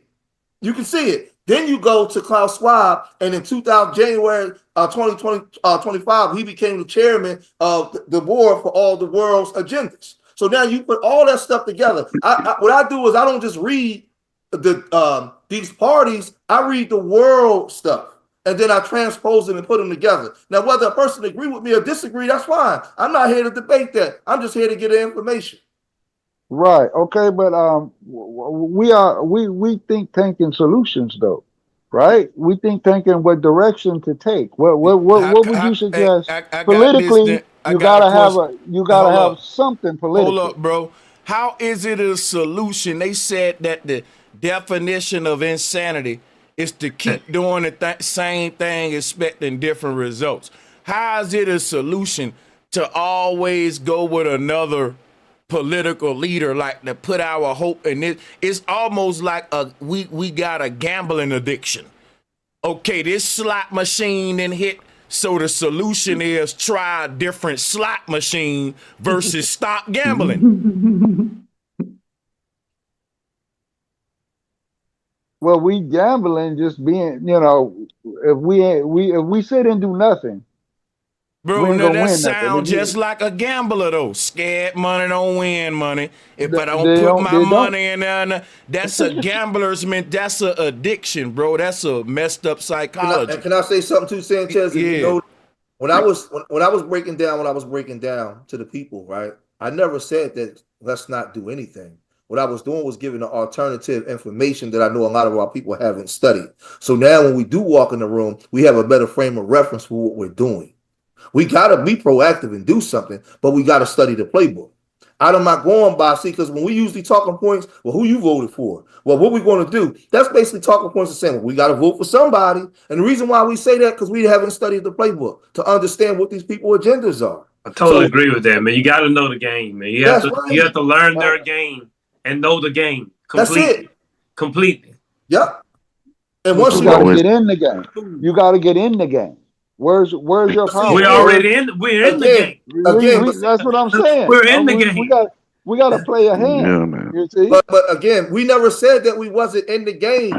See, this is where I'm saying where we as black men sometimes, and I'm not saying you being disrespectful, but it gets disrespectful. When we make our conversations and we're saying this, that's not saying that we're not in the game. What we're saying is we're educating each other now. So now when we start to move, we move more cerebrally in the game. Nobody in here said, we're not saying that we're not in the game. But if we as a collective front of people of color take our financial freedom back and start spending with these people, it will break this country, bro. Right. We moving like pieces on the chessboard better now. With more knowledge. That's all we're saying. Go ahead, brother. Go ahead. I think he was trying to say something. Yeah, you own it, Macon. So I do think that Jill Stein is the future setup because we ain't have that woman, and they gonna try that woman for it. You know they got to try the woman, and well maybe they don't. Hey, but shout out to everybody in the chat room, man. I missed some super chats I wanted to call out. So shout out to Astro 40. He said I wouldn't be surprised if she end up being the next president. You know, D-Dub says, Sanchez, there's a lot of parallels between Trump and Reagan. You know, Reagan was a big man of Project 2025. Y'all know that, right? Yeah. Reagan is a big face behind the Heritage Foundation. Reagan. Yes. His war on drugs was a Project 2025 agenda in his time. That was a Heritage Foundation. I looked it up when I was researching the Heritage Foundation. Yeah, you know what you're saying is correct, bro. When I looked up the Heritage Foundation, Project Reagan is like one of their. He was one of their men. Yeah. Hey, dude, Project 2025 was in progress from like 2000, 2012, 2014. Is what we've got now is a revised Agenda 2025, which has come down to 2030. And in that original proposal, Canada is actually supposed to be part of the new continent called the AU, the American Union. This is something. Let me say one thing too this is important. The war on drugs, the government was bringing in the drugs. Yes. Telling you they going to war on it, and they was getting money off of the drugs and locking Negroes up from the drugs. And Rayford Epman told you where he was getting his work from, and I'm falling back. Shout out. Sanchez, that was in the 80s. You ever hear? Did you watch? No, that was Rick Ross that said that too, from the Army. And Frank Lucas shipped through the Army. Let me just stop. You know. Did you watch that series Snowfall? Did anybody? No, I haven't. But what you was? But I'll check it out. It was about exactly what you're talking about. Gonna give spoilers. Man, listen. Have y'all ever heard of Operation Husky? Nah. When you get a chance, Sanchez, look up Operation Husky and what the U.S. government did during World War II when they went into when they was afraid that Italy would be able to get to the shores of New York and bomb, so they made deals with the mafia over in Italy. And the mafia, because they used Cesare Moret and the Iron Prefect and damn, what the hell was his name that was running? The Allied invasion of Sicily. What the hell is his name? Mussolini, and Cesare Moret was destroying the mafia, and he was helping push the communism. He was like Hitler's big homie. They did a deal with Luciano and Frank Coppola to help go in there. They helped General Patton get in. So they was already doing deals with the gangsters, and they controlled the gangsters. They allowed the gangsters to flourish for years after that was the deal. They allowed them to flourish. You know what's So crazy, bro? You said earlier, gangsters rule the world, and then I just thought of that song, "Gangsters Make the World Go Round." But yeah, you got well, the world is a ghetto. War yeah, told you that in '74, but gangsters in suits run the world. And yeah. they told Luciano after they gave him that long prison sentence, saying, listen, we let you go back, do your thing, man. I mean, just keep, we don't see you. But they did a deal through Operation Husky to allow them to come in, and they sent a lot of the gangsters back to control the streets there so they can push the Marshall Plan. So, I mean, it's all there, man. Like, they've been doing this shit, man. They've been doing it, and you just transpose it in history all the way up to the day. They never stopped doing this stuff. Nah, they never stopped it. They don't even hide it. It's not something that you can look for. They tell you what they did. That's why I told y'all this shed more light on the theory that I had that maybe the gangs was a government psyop all along, and they telling you, well, it started with the Black Panthers and they got infiltrated. But I told you, people don't like when I say Huey P. Newton was listen, bro. Listen, man, this stuff deep. People don't know how deep, man. People live in a different whole nother world full of lies, bro. History, everything wrong, bro, for real. If you go propaganda, we live on the propaganda. We take the propaganda as truth, but the real stuff nobody ever even looks into it. I mean, you got to understand, overstand, man, that the games they were celebrated as movie stars back in the 20s. Yeah, the Irish game. Hey, watch this. Check this out. You know what's crazy, right? The prohibition movement, when they was getting rid of the alcohol, guess what? After that, they came and legalized it because the gangs had infiltrated the government. The gangs got in the government. Children. Right. And look, don't you know that the dude who owned Coors Beer is one of the biggest names on the Project 2025 agenda? The Coors Beer dude. He's one of the Heritage Foundation guys, yeah. Mm-hmm. And when you deal with this Operation Husky, they was doing deals. They did deals with the Italian mobsters because they needed them on the ground to push out the communist people on the ground, the parties. So the mobsters was going and kicking ass, but they had to get Mussolini out of there first, because Mussolini decimated the mob. Yes. Over there, him and the Iron Prefect. So what they did was they used Luciano and Frank Coppola to go up in there. They showed them how to get through the hills, and they came through there and they wiped out. They killed Mussolini and his wife, and they got rid of the Iron Prefect. And once they got rid of that, they was able to send the mobs down there and kick ass. And that's how they was able to, because the people there didn't want capitalism. They didn't want the West there at that time. How you see it now, if you go back there, no, they were shunning them away. They wanted to keep it the way it was. So they had to enforce the Marshall Plan. So, man, this thing Let me read this to him, George. It say, the mafia was involved in assisting the U.S. war efforts. Luciano's associates found numerous Sicilians to help the naval intelligence draw maps of the harbors of Sicily and dig up old snapshots of the coastline. Mm-hmm. So that's crazy. And if you look up Frank Coppola, it's going to tell you he was on the ground busting heads and catching bodies. People, when they had their parties, he was slumping them. And you know what they allowed him to do? They allowed him to run heroin into America. He was one of the biggest heroin importers into America during that time. Damn, man.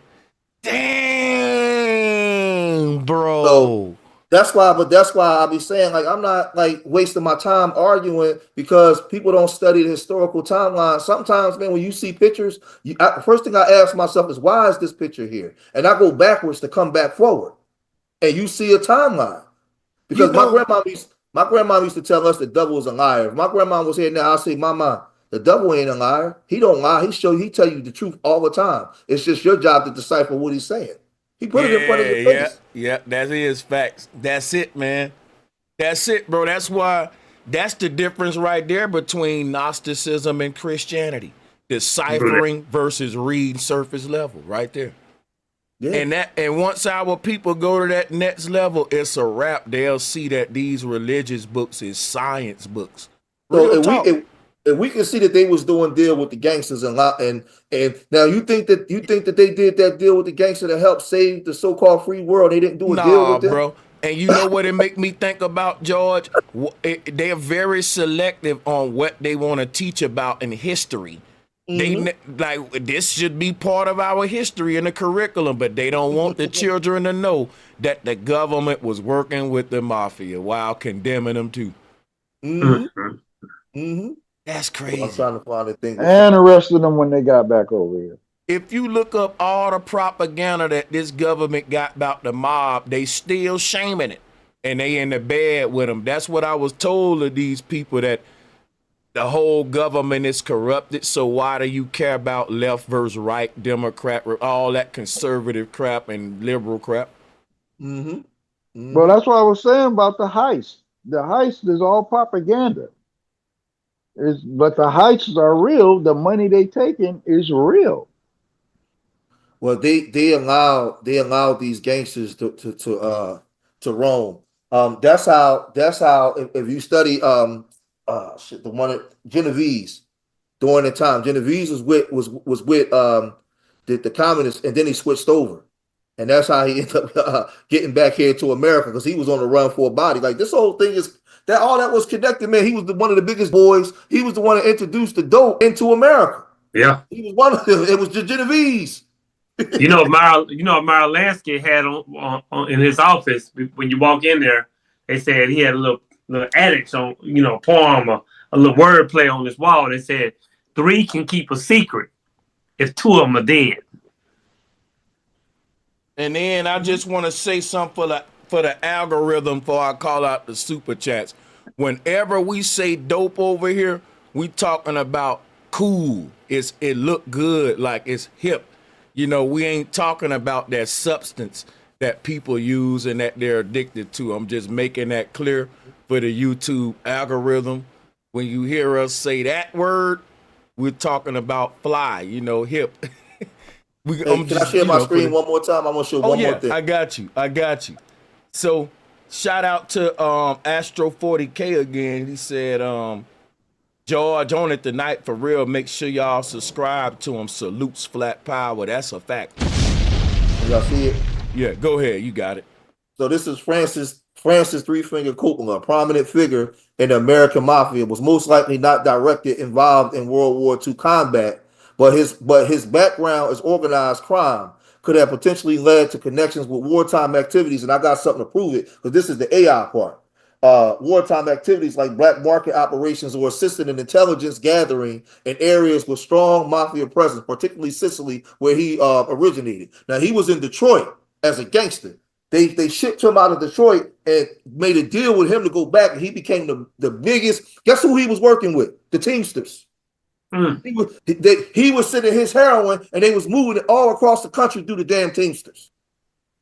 This Francis Coppola, he was bigger than Luciano. Dang. But the Teamster president, was a mob guy. What's the name? You only hear about Luciano and yes. While not directly documented, some speculate that due to his Sicilian ties and mafia connections, Coppola could have been involved in facilitating intelligence gathering on the black market activities during World War II, especially during the Allied invasion of Sicily. And they made their deals. So when you go down, let me see. When you go down here, he settled in Detroit, right? He worked as a laborer and then a seller of fruits and vegetables, but then he became a gangster, right?